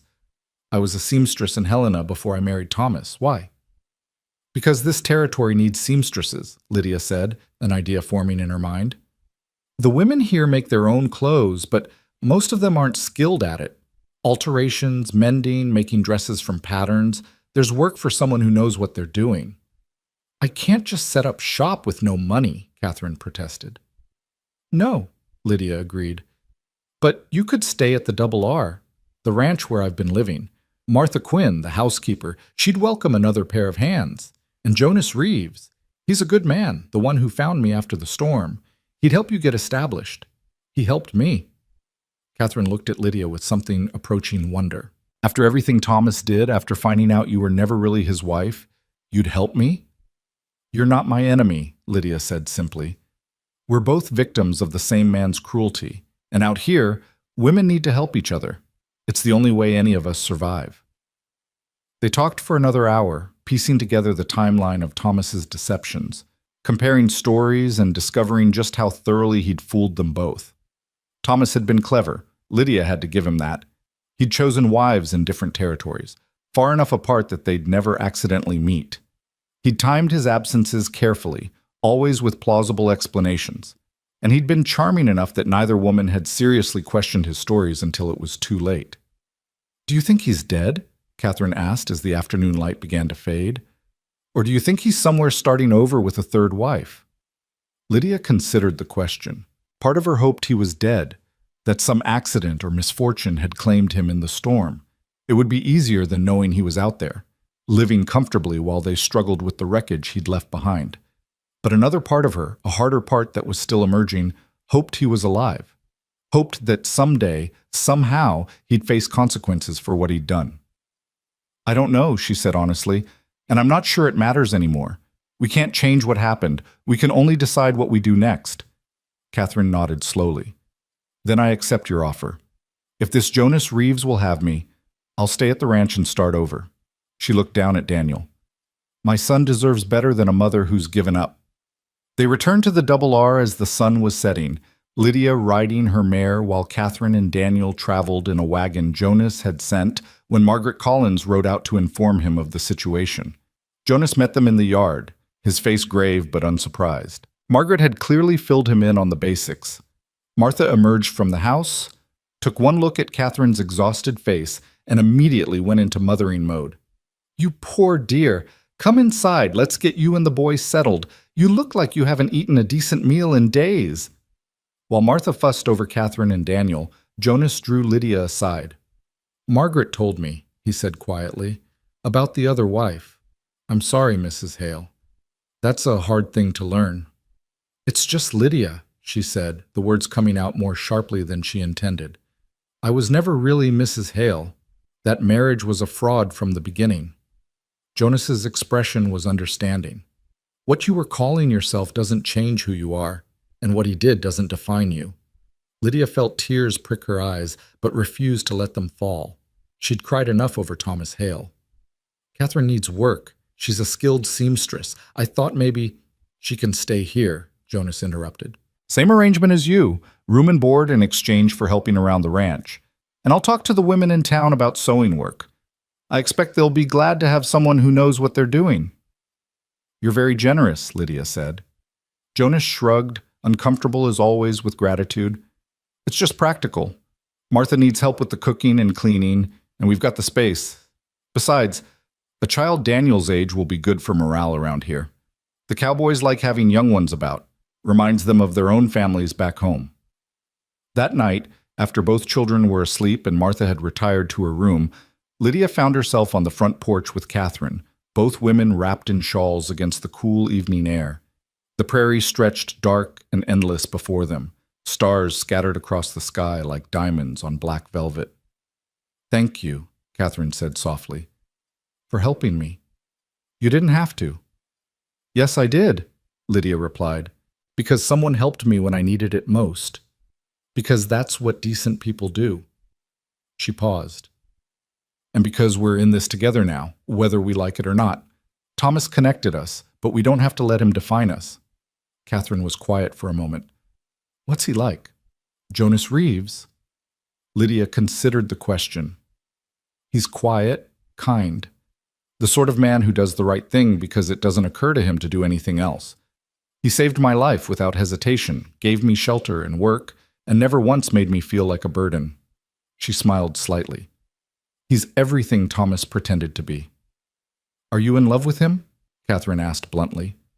The question caught Lydia off guard. "No, I barely know him, and even if I did, and I'm not ready for that. Maybe I never will be.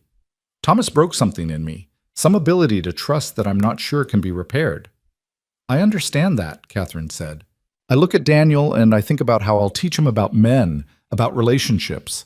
How do I tell him to be honest and trustworthy when his own father was neither of those things?" "You teach him by showing him better examples," Lydia said. "Men like Jonas, like Tom Peters, Susan's husband, who took in another man's children and raised them as his own. Like Henry Wallace, who's been married to Alice for 30 years and still looks at her like she hung the moon." She turned to Catherine. "Thomas was a liar and a coward, but that doesn't mean all men are. We just have to be smarter about recognizing the difference." The next few weeks brought changes to the household at the Double R. Catherine settled in quickly, taking over much of the cooking from Martha and transforming a small storage room into a makeshift sewing space. Word spread through the settlement about the skilled seamstress at the Reeves Ranch, and within days, women were arriving with fabric and requests for dresses, alterations, and mending. Catherine worked with focused intensity, as if keeping her hands busy kept her mind from dwelling on darker thoughts. She was good at her craft, Lydia noticed. Her stitches were tiny and even, her eye for fit and style impeccable. The women who received their finished garments were delighted, and more work followed. "You have a gift," Lydia told her one evening as they sat together in the kitchen, Catherine sewing while Lydia corrected papers. "It's just practice," Catherine demurred. "My mother was a seamstress. She taught me young." "Is she still alive? Your mother?" Catherine's face clouded. "She died when I was 16. That's when I came west, actually. Had nothing keeping me in Ohio, and I'd always dreamed of seeing new places." She smiled bitterly. "Be careful what you wish for, right?" Lydia reached across the table to squeeze her hand. They'd developed an easy friendship in the short time they'd known each other, bound by shared trauma, but also by genuine affection. Catherine was sharp-witted and practical, with a dark sense of humor that emerged when she felt safe enough to lower her guard. She made Lydia laugh, something that had seemed impossible just weeks ago. Jonas watched their growing friendship with quiet approval. He'd taken to joining them on the porch some evenings, sharing coffee and conversation after the day's work was done. He was good with Daniel, Lydia noticed, patient and gentle, teaching the boy to whistle and showing him how to identify different birds by their calls. "You're good with children," Lydia observed one evening when Daniel had fallen asleep against Jonas's shoulder. Jonas looked down at the boy with an expression Lydia couldn't quite read. "I always wanted children of my own," he admitted. "But that requires a wife, and I've never been much good at courting.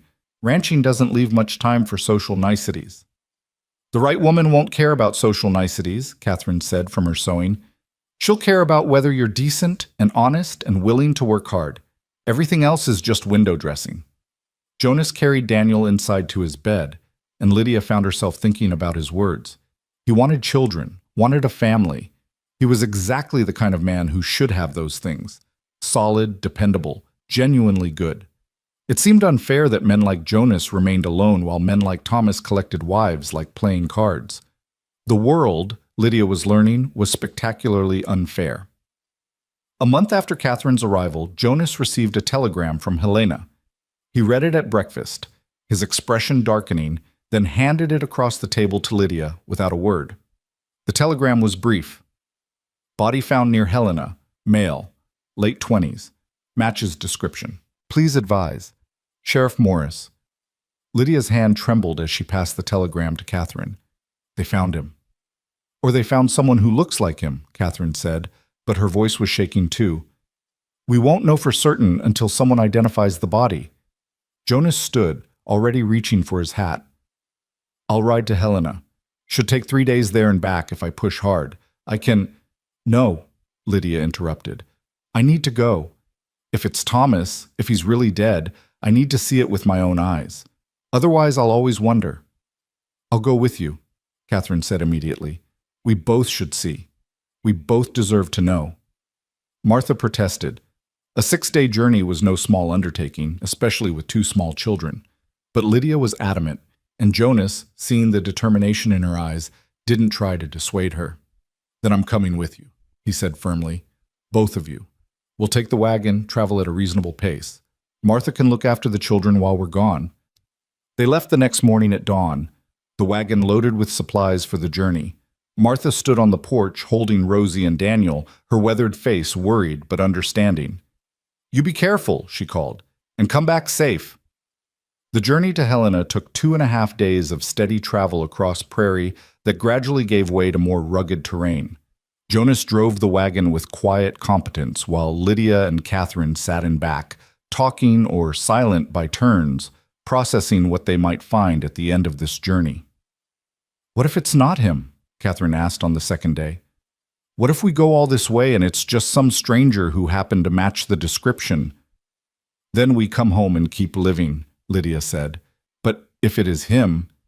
She trailed off, unsure how to finish that sentence. If it is him, then we have proof, Catherine finished. Proof that he's gone, that he can't hurt anyone else. Proof that we can finally stop looking over our shoulders. Helena was larger than Lydia had expected, a bustling town that had grown prosperous from mining and trade. Jonas drove them straight to the sheriff's office, a squat building near the center of town. Sheriff Morris was a grizzled man in his 50s with kind eyes and a no-nonsense manner. Mrs. Hale? He asked when they entered. Or should I say, both Mrs. Hales? Just call us by our Christian names, Lydia said tiredly. Lydia and Catherine. The title of Mrs. Hale seems to have lost all meaning. Morris nodded understandingly. Fair enough. I want to warn you ladies before we proceed. The body was in the water for some time. It's not pleasant to look at. We understand, Catherine said, her voice steady despite the pallor of her face. We need to see. The sheriff led them to a building behind his office that served as the town's morgue. Jonas stayed close to Lydia's side, a solid presence she was grateful for. Inside, a sheet-covered form lay on a table in the center of the room. Sheriff Morris paused with his hand on the sheet. Ready? Both women nodded, gripping each other's hands. The sheriff pulled back the sheet. Lydia looked at the body and felt a strange mix of emotions wash over her. Relief, grief, anger, vindication. The man on the table had once been handsome, but death in water had not been kind. Still, the features were unmistakable. It's him, she said, her voice surprisingly steady.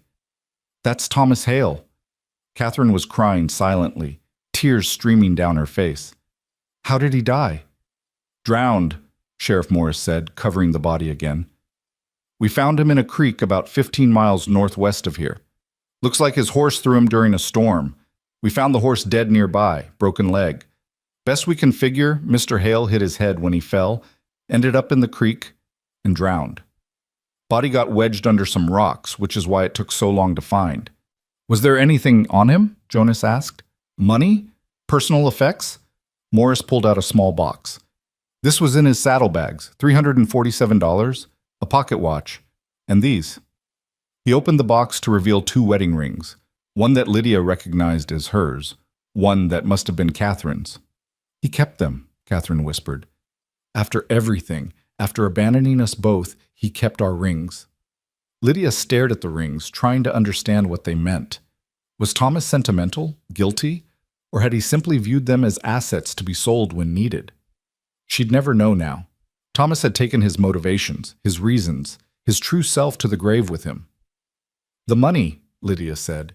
Can we— It's yours, Sheriff Morris interrupted. Both of yours, I suppose, though dividing it is your business, not mine. As for the rings, same thing. You ladies can decide what to do with them. They stayed in Helena overnight at a modest hotel, too exhausted and emotionally drained to attempt the journey back. Jonas got his own room while Lydia and Catherine shared, lying awake in the darkness and talking in low voices. I thought I'd feel something, Catherine said. When I saw him dead, I thought I'd feel relief or satisfaction or grief. But I just felt empty. I know, Lydia agreed. Like closing a book you never really enjoyed reading in the first place. You're glad it's over, but you also resent the time it wasted. What do we do with the money? Catherine asked. Lydia had been thinking about that. Split it evenly. $173 each. It's not a fortune, but it's a start. You can use your share to set up a proper sewing business. I can put mine aside for Rosie, for her future. And the rings? Sell them, Lydia said without hesitation, or throw them in the deepest river we can find. Either way, I never want to see mine again. They sold the rings to a jeweler in Helena the next morning for $30, which they also split. Then they climbed into Jonas's wagon and began the journey home. Home to the Double R, to Martha and the children, to the lives they were building from the ruins Thomas had left behind. Jonas was quiet on the journey back, but Lydia caught him glancing at her several times with an expression she couldn't quite read. Concern, certainly. But something else too, something warmer and more complex. On the last night of the journey, they made camp under a vast sky full of stars. Catherine fell asleep quickly, exhausted by travel and emotion, leaving Lydia and Jonas sitting by the fire. You holding up all right? Jonas asked quietly. I think so, Lydia said. It's strange. I thought I'd feel more when I saw him dead, but mostly I just felt relieved. Relieved that it's over, that I know the truth, that I can stop wondering and start living. Jonas poked at the fire with a stick, sending sparks spiraling into the darkness. You've been through more in 2 months than most people go through in a lifetime. You're allowed to feel however you feel. How do you always know the right thing to say? Lydia asked. Jonas smiled slightly. I don't. I just try to say what's true and hope it's helpful. They sat in comfortable silence for a while, listening to the prairie sounds, crickets chirping, wind rustling through grass, somewhere far off a coyote's lonely cry. What will you do now? Jonas asked. Now that you know he's gone for certain? Lydia considered the question. Keep teaching. Keep helping Catherine get her business established. Keep being a mother to Rosie. She paused. Keep living at the Double R if you'll have me, unless my presence has become an imposition. You're not an imposition, Jonas said firmly. Neither of you are. The ranch is better with you both there, livelier. More like a home instead of just a place to work and sleep. Lonely? Lydia guessed. Jonas met her eyes across the fire. Yes, lonely. I didn't realize how lonely until you and Catherine and the children arrived. Now I can't imagine the house without you. Something in the way he said it made Lydia's heart beat faster, but she pushed the feeling away, not ready to examine it too closely. She'd been married to one man who'd turned out to be a stranger. She wasn't ready to risk her heart on another. But sitting there by the fire with Jonas, watching the way the flames painted shadows across his honest face, Lydia thought that maybe, someday, when enough time had passed and enough healing had occurred, she might be willing to try again. Not with a charming liar who made pretty promises, but with a quiet, steady man who kept his word and did the right thing simply because it was right. With someone like Jonas Reeves. They arrived back at the Double R to find Martha on the porch with both children, waiting for them as if she'd known the exact moment they'd return. Rosie squealed when she saw Lydia, reaching out her little arms, and Lydia felt her heart overflow with love and gratitude. This was her family now. Not blood, not law, but choice. Martha with her gruff kindness, Catherine with her sharp wit and shared understanding, Jonas with his quiet strength and steady presence, the children who filled the house with laughter, and somewhere in the Montana earth, Thomas Hale was buried and gone, his deceptions finally over, his hold on them broken forever.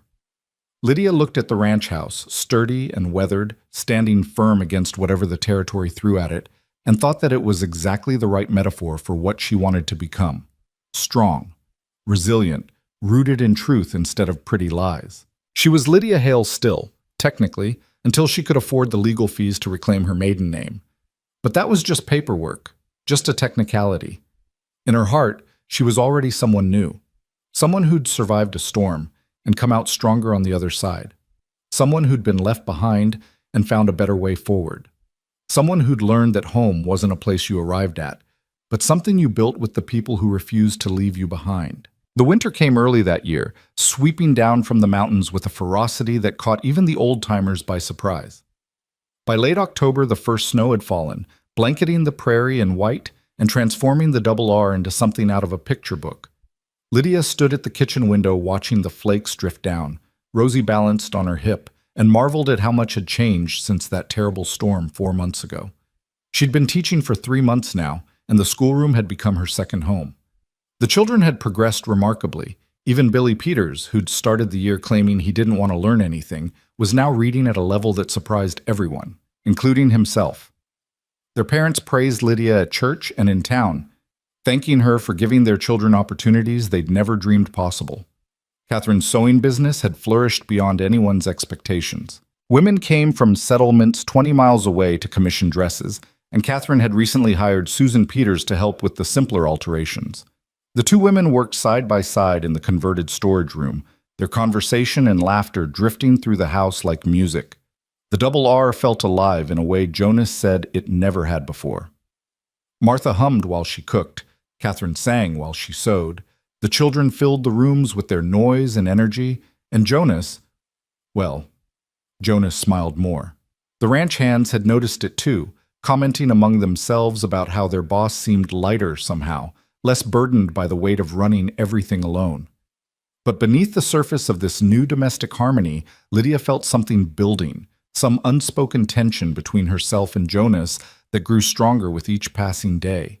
The way his eyes lingered on her at dinner, the way her heart jumped when he entered a room, the careful distance they maintained as if both were afraid that getting too close might shatter the fragile peace they'd built. It was Sarah Brennan who finally forced the issue into the open. She arrived one afternoon in early November, ostensibly to pick up a dress Catherine had finished for her, but Lydia suspected she had other motives. Sarah had a way of knowing things, of seeing beneath the surface to truths people tried to hide. "Walk with me," Sarah said to Lydia after collecting her dress. "It's too beautiful a day to spend entirely indoors." They bundled up against the cold and walked toward the creek that ran along the eastern edge of the property, their breath forming clouds in the crisp air. Sarah waited until they were well away from the house before speaking. "How long are you planning to let this continue?" she asked bluntly. Lydia feigned innocence. "Let what continue?" "You and Jonas circling each other like nervous horses," Sarah said. "Everyone can see it except apparently the two of you. Or maybe you do see it and you're both too scared to do anything about it." Lydia felt her cheeks flush, and not from the cold. "I don't know what you're talking about." "Yes, you do," Sarah said gently. "Lydia, I know you've been hurt. I know Thomas's betrayal cut deep, and you're afraid to trust again. But Jonas Reeves is not Thomas Hale. He's honest and decent, and he's been half in love with you since the day he found you in that storm." "He has not," Lydia protested, but her voice lacked conviction. Sarah laughed. "Oh, honey, everyone knows. The ranch hands bet on when he'll finally work up the courage to court you properly. Martha's already planning the wedding in her head. The only two people who seem oblivious are you and Jonas." Lydia stopped walking, staring at Sarah. "Even if that were true, which I'm not saying it is, I can't. I'm not ready. Maybe I'll never be ready." "Why not?" Sarah challenged. Because one man was the liar? Because you made a mistake trusting the wrong person? That's not a reason to close yourself off from someone who's proven himself trustworthy 100 times over. It's more complicated than that, Lydia said. I have Rosie to think about. I have my teaching position. I've built a life here that doesn't depend on any man. Why would I risk that? Because, Sarah said softly, a life lived alone out of fear is only half a life. And because Jonas isn't asking you to depend on him, he's offering to build something together, as equals. There's a difference. They walked back to the house in silence, Sarah's words echoing in Lydia's mind. That evening, as they all sat around the dinner table, Jonas at one end, Martha at the other, Lydia and Catherine on the sides with the children between them, Lydia found herself watching Jonas with new awareness. The way he carved meat for Daniel's plate without being asked. The way he listened intently when Martha talked about her day. The way his eyes found Lydia's across the table and held them for just a moment too long. Sarah was right. Something was building between them, had been building for months, and Lydia was terrified of it. After dinner, Jonas asked Lydia to walk with him to check on the horses. It was a transparent excuse. The ranch hands had already done the evening rounds, but Lydia found herself agreeing anyway. They walked to the barn in comfortable silence, the snow crunching under their boots, the stars brilliant overhead in the clear, cold sky. Inside the barn, the horses nickered softly in their stalls, the smell of hay and leather and horse warm and familiar. Jonas lit a lantern and hung it from a hook, casting dancing shadows on the walls. "Lydia," he said, then stopped, seeming to struggle with his words. "I need to tell you something, and I'm not good at this sort of thing, so I'm just going to say it straight." Lydia's heart hammered against her ribs. "All right." Jonas took a breath. "I know it hasn't been long since Thomas died. I know you're still healing from what he did to you, but I can't keep pretending I don't have feelings for you. It's making me crazy, watching you every day, wanting to tell you how remarkable I think you are, how much I admire your strength and your courage and the way you've rebuilt your life from nothing." "Jonas," Lydia started, but he held up a hand. "Let me finish. Please." He ran his hand through his hair, a gesture Lydia had come to recognize as a sign of nervousness. "I'm not asking you to marry me. I'm not even asking you to court me, not if you're not ready. But I am asking you to consider the possibility, someday, when enough time has passed, if you think you could ever see me as more than just the man who gave you shelter." Lydia felt tears prick her eyes. "Is that what you think? That I see you as just charity? Just someone who helped me because he had to?" "Don't you?" Jonas asked quietly. "No," Lydia said firmly. She stepped closer to him, close enough to see the flecks of blue in his gray eyes. "Jonas, you saved my life. But more than that, you gave me the tools to save myself. You found me work, helped me build independence, never once made me feel like I owed you anything. You've been patient and kind, and you've never pressured me or expected anything in return." She paused. "And yes, I have feelings for you too. I've been trying not to, trying to convince myself it's too soon, that I'm not ready, that I'll just end up hurt again. But the truth is what?" Jonas prompted when she trailed off. "The truth is I'm scared," Lydia admitted. "I'm terrified of trusting someone again, of believing in a future that might just be more lies. Thomas broke something in me, Jonas. I don't know if it can be fixed." Jonas reached out slowly, giving her time to pull away if she wanted, and took her hand in his. His palm was rough and warm, calloused from years of hard work. "Then we'll take it slow," he said. "However slow you need. I'm not going anywhere, Lydia. I'll wait as long as it takes." Standing there in the barn with the horses breathing softly around them and the lantern light making everything warm and golden, Lydia felt something inside her shift. Not breaking, but opening, like a door she'd locked tight was finally, cautiously, beginning to swing open. "What if I'm never ready?" she whispered. "What if the damage is permanent?" "Then we'll figure it out together," Jonas said simply. "But I don't think it is. I think you're one of the strongest people I've ever met, and I think you're capable of healing. It just takes time." Lydia looked at their joined hands, then up at Jonas's face, open and honest and full of a hope he wasn't trying to hide. And she made a decision. "Ask me," she said. Jonas blinked. Ask you what? To court me, Lydia said. Properly. The way people do when they're taking things slow and seeing if they're compatible. Ask me. A smile spread across Jonas's face, transforming it. Lydia Hale, would you do me the honor of allowing me to court you, with the understanding that we'll take things as slow as you need and that there's no pressure or expectation beyond getting to know each other better? Yes, Lydia said, and felt the last of her fear dissolve. Yes, I'd like that very much. Jonas squeezed her hand gently, then released it, stepping back to a respectful distance. Then I suppose we should head back to the house before Martha sends out a search party. They walked back through the snow, not touching but somehow closer than they'd ever been. When they entered the kitchen, Catherine took one look at their faces and broke into a knowing smile. Finally, she said, I thought you two were going to dance around each other forever. Martha snorted from her chair by the fire. About time. I was starting to think I'd have to lock them in the barn together. Lydia felt her face flame. You all knew? Honey, everyone knew, Catherine said, except apparently you two. She set down her sewing and came to hug Lydia. I'm happy for you, both of you. You deserve this. The winter deepened, but inside the double R, warmth and contentment reigned. Jonas courted Lydia with old-fashioned propriety, afternoon walks, conversations on the porch after dinner, small gifts left where she'd find them, a book he'd ordered from Helena because she'd mentioned wanting to read it, wildflowers preserved in wax when he'd heard her say she missed seeing color in the winter landscape, a rocking chair he'd built himself for her classroom so she could nurse Rosie comfortably during the school day. They talked for hours about everything and nothing, their childhoods, their dreams, their fears. Jonas told her about growing up on the ranch, about his parents and their enduring love, about his sister Caroline and how almost losing her had changed him. Lydia told him about St. Louis, about the life she'd left behind, about the girl she'd been before Thomas and the woman she was becoming after him.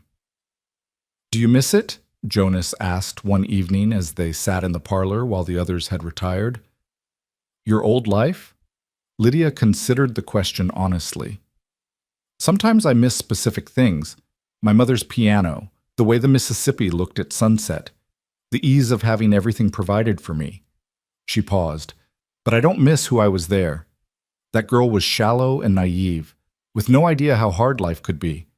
I like who I'm becoming here better. Strong and independent and a little bit fierce, Jonas said with a smile. Is that how you see me? Lydia asked. That's how everyone sees you, Jonas said. The children at school worship you. The mothers in town respect you. Catherine says you saved her life when she had nowhere else to turn. He met her eyes.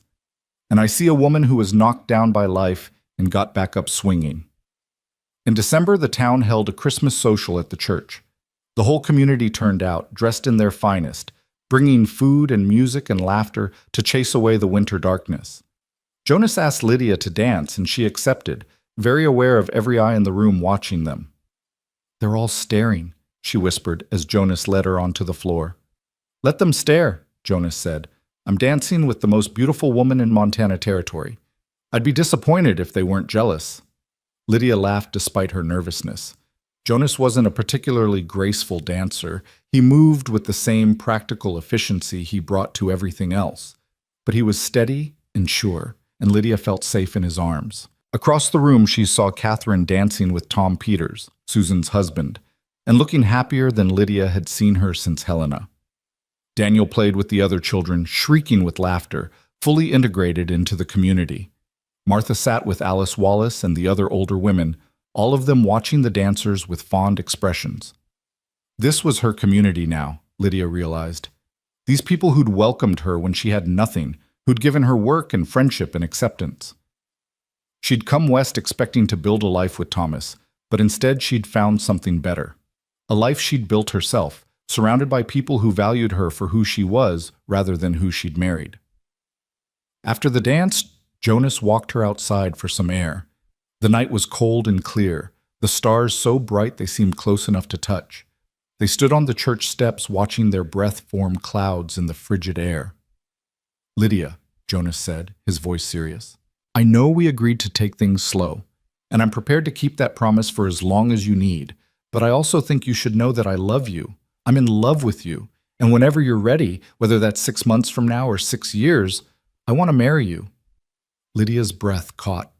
It was too soon, her mind insisted. Thomas had been dead barely 4 months. Society would say she was moving too fast, being inappropriate, not respecting proper mourning periods. But her heart, that part of her that Thomas hadn't managed to destroy, knew something her mind didn't want to admit.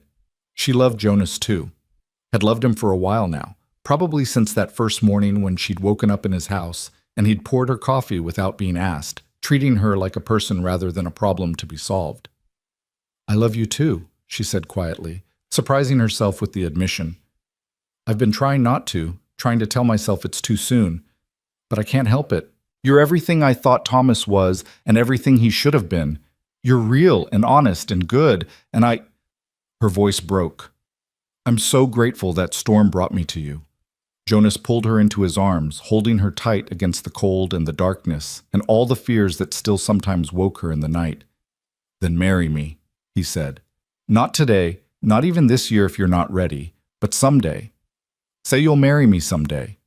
Lydia pulled back to look at his face, at those steady gray eyes that had never once lied to her. "Yes," she said. "Someday, when I've had time to heal properly, when we've had time to know each other even better. I'll marry you, Jonas Reeves." He kissed her then, softly and carefully, like she was something precious that might break. It was nothing like the passionate kisses Thomas had given her during their courtship, those kisses that had been all heat and no substance. This kiss was gentle and sweet and full of promise, the kiss of a man who understood that love was built slowly, carefully, with patience and respect.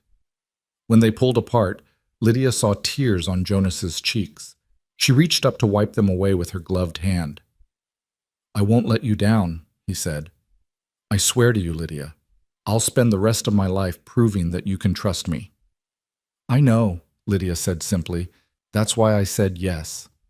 They walked back inside hand in hand, and if anyone thought it was too soon, if anyone whispered about propriety or proper mourning, Lydia didn't hear them. She was too full of hope and joy and the strange, wonderful realization that sometimes the worst things that happen to you could lead to the best things.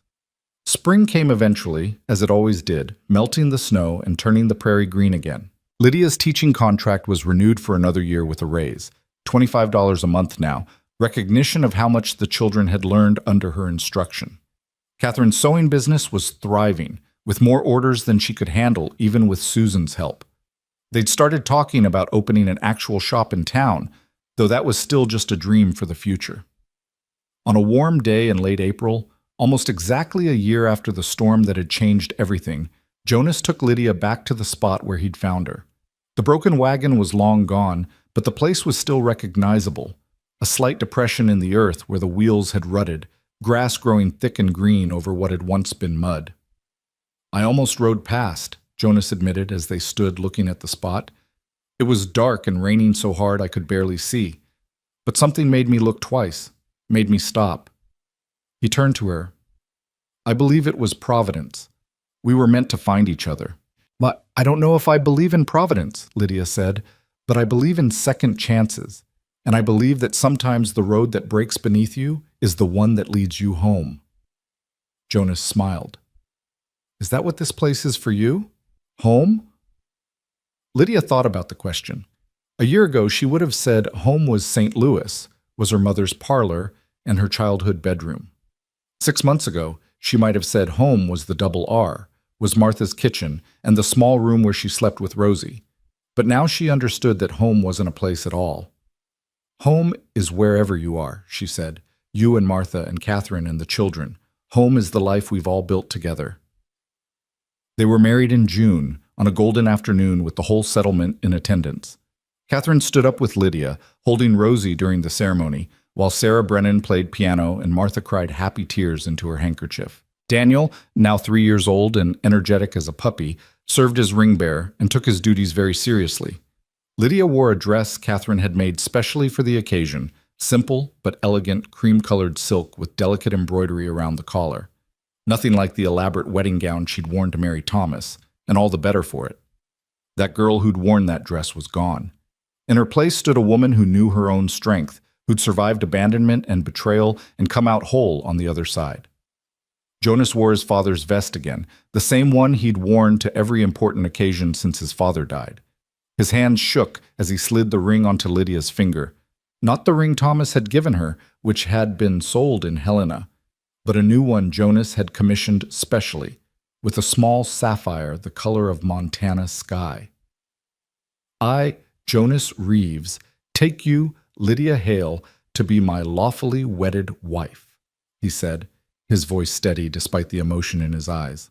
I promise to be honest with you always, to respect your independence, to support your dreams, and to love you through whatever storms may come. I found you on the worst day of your life, and I consider it the best day of mine. Lydia's vows were equally simple and equally heartfelt. I, Lydia Hale, take you, Jonas Reeves, to be my lawfully wedded husband. I promise to trust you, to build a life with you as equal partners, to love you not because I need you, but because I choose you. You saved my life, but more importantly, you gave me back to myself. And I will spend the rest of my days grateful for that gift. When the preacher pronounced them husband and wife, the church erupted in applause and cheers. Jonas kissed Lydia thoroughly, to the delight of the Cowboys and the scandalized amusement of the older women, and Lydia kissed him back with her whole heart.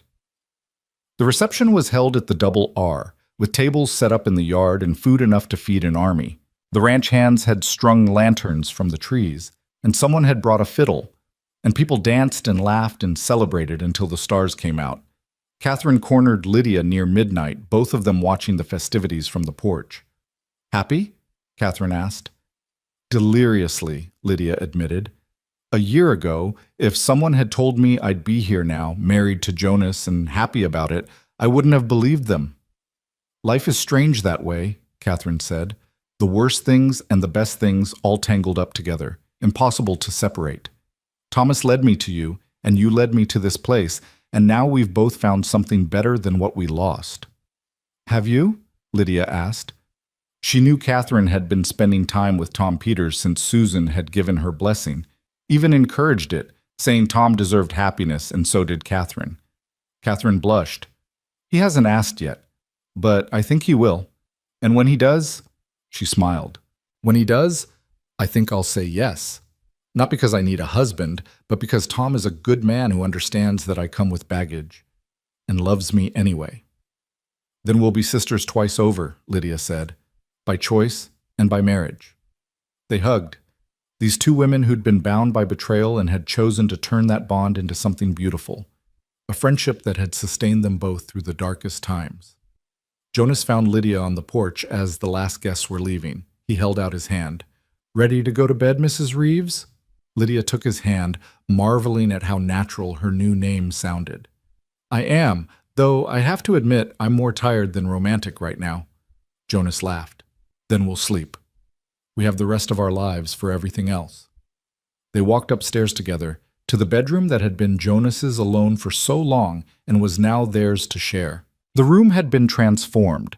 Martha and Catherine had hung new curtains, brought in a larger bed, added touches that made it feel less like a bachelor's quarters and more like a space for two. Lydia changed into her nightgown while Jonas waited outside, then called him in. He looked nervous, she noticed, for the first time all day. I know we're married now, he said carefully. But I want you to know there's no pressure. We can take things as slow as you need. Lydia crossed the room to him, standing close enough to feel the warmth radiating from his body. I'm not afraid anymore, she said. Not of you, not of this. You've spent a year proving that you're trustworthy, Jonas. I believe you, I trust you, and I want this, want us, completely. What followed was tender and careful, Jonas treating her like she was precious, taking his time, making sure she felt safe and cherished every moment. It was nothing like her wedding night with Thomas, which had been awkward and rushed and ultimately disappointing. This was what intimacy was supposed to be. Two people who truly knew and cared for each other, choosing to be vulnerable together. Afterward, lying in Jonas's arms with her head on his chest, listening to his heartbeat slow and steady, Lydia felt a peace she'd never known before. This was right. This was real. This was the future she'd been meant for all along. Thank you, she whispered into the darkness. For what? Jonas asked sleepily, his hand stroking her hair. For riding out into that storm, for bringing me home, for being patient, for loving me even when I was too scared to love you back. She lifted her head to look at him, for being everything Thomas wasn't. Jonas cupped her face in his hands. I didn't do anything special, Lydia. I just saw someone who needed help and offered it. Any decent person would have done the same. But they didn't, Lydia said. The wagon train didn't. They chose 200 people over 2. You chose differently, and that choice changed everything. They fell asleep tangled together, the Montana night quiet and peaceful around them, the future stretching out bright and full of promise. The years that followed were good ones. Lydia continued teaching, becoming one of the most respected educators in the territory. Some of her students went on to college back east, carrying with them the foundation she'd given them. Catherine married Tom Peters in a small ceremony the following spring, and their combined family, her Daniel, his 2 children from his first marriage, and eventually 3 more they had together, filled the Peters house with joy and chaos. Martha lived to see her 80th birthday, still sharp as a tack and running the Double R kitchen like a general commanding troops. She died peacefully in her sleep one winter night, and they buried her on the hill overlooking the ranch, next to Jonas's parents. Lydia and Jonas had 4 children together, 3 boys and a girl, and raised Rosie as the eldest. They never hid her story from her, never pretended Thomas had been anything other than what he was. But they also made sure she knew she was loved unconditionally, that the sins of her father had no bearing on who she could become. The Double R prospered and grew, becoming one of the most successful ranches in the territory. But more than success, it became known as a place of refuge, a place where people who'd lost their way could find shelter and second chances. Over the years, Jonas and Lydia took in numerous people who needed help, remembering always how a storm and a broken wheel had brought them together. On their 20th anniversary, Jonas took Lydia back to the spot where he'd found her. The prairie looked exactly the same, endless grass and endless sky, beautiful in its stark honesty. But they'd changed. Jonas's hair was graying at the temples, and Lydia had laugh lines around her eyes from 2 decades of smiling. Do you ever regret it? Jonas asked. Staying here instead of going back east? All the things you gave up? Lydia thought about the question. She thought about her mother, who'd eventually come to visit and been surprised to find her daughter not just surviving, but thriving. She thought about the life she might have had in St. Louis, comfortable and conventional and ultimately empty. And she thought about everything she'd gained instead, a true partner, a family, a community, work that mattered, a life that was entirely her own. Not for a single day, she said honestly. That storm that left me here? It wasn't the end of my life, Jonas. It was the beginning. Everything I am, everything I've become, everything that matters. It all started right here, in this spot, on the worst and best night of my life. Jonas pulled her close, kissing her with the easy affection of 20 years together. I love you, Lydia Reeves. I love you too, Lydia said. Thank you for finding me. Thank you for bringing me home. They rode back to the ranch together, across the prairie that had once seemed so terrifying and now felt like the most natural place in the world. Smoke rose from the chimney of the house they'd filled with love and laughter. Children's voices carried on the wind. Their youngest 2 were playing in the yard with Daniel's oldest boy. Lydia looked at it all, the life they'd built from broken wheels and broken hearts and broken dreams, and felt nothing but gratitude. Thomas Hale had abandoned her in a storm, and in doing so had given her the greatest gift of all. He'd forced her to become someone who didn't need saving, who could stand on her own, who could choose love not from desperation, but from strength. And when that strong, independent woman had chosen Jonas Reeves, she'd chosen wisely and well. Sometimes, Lydia thought as they rode into the yard and their children came running to greet them, the road that shatters beneath you really is the one that leads you home. You just have to be brave enough to keep walking, even when you can't see where you're going.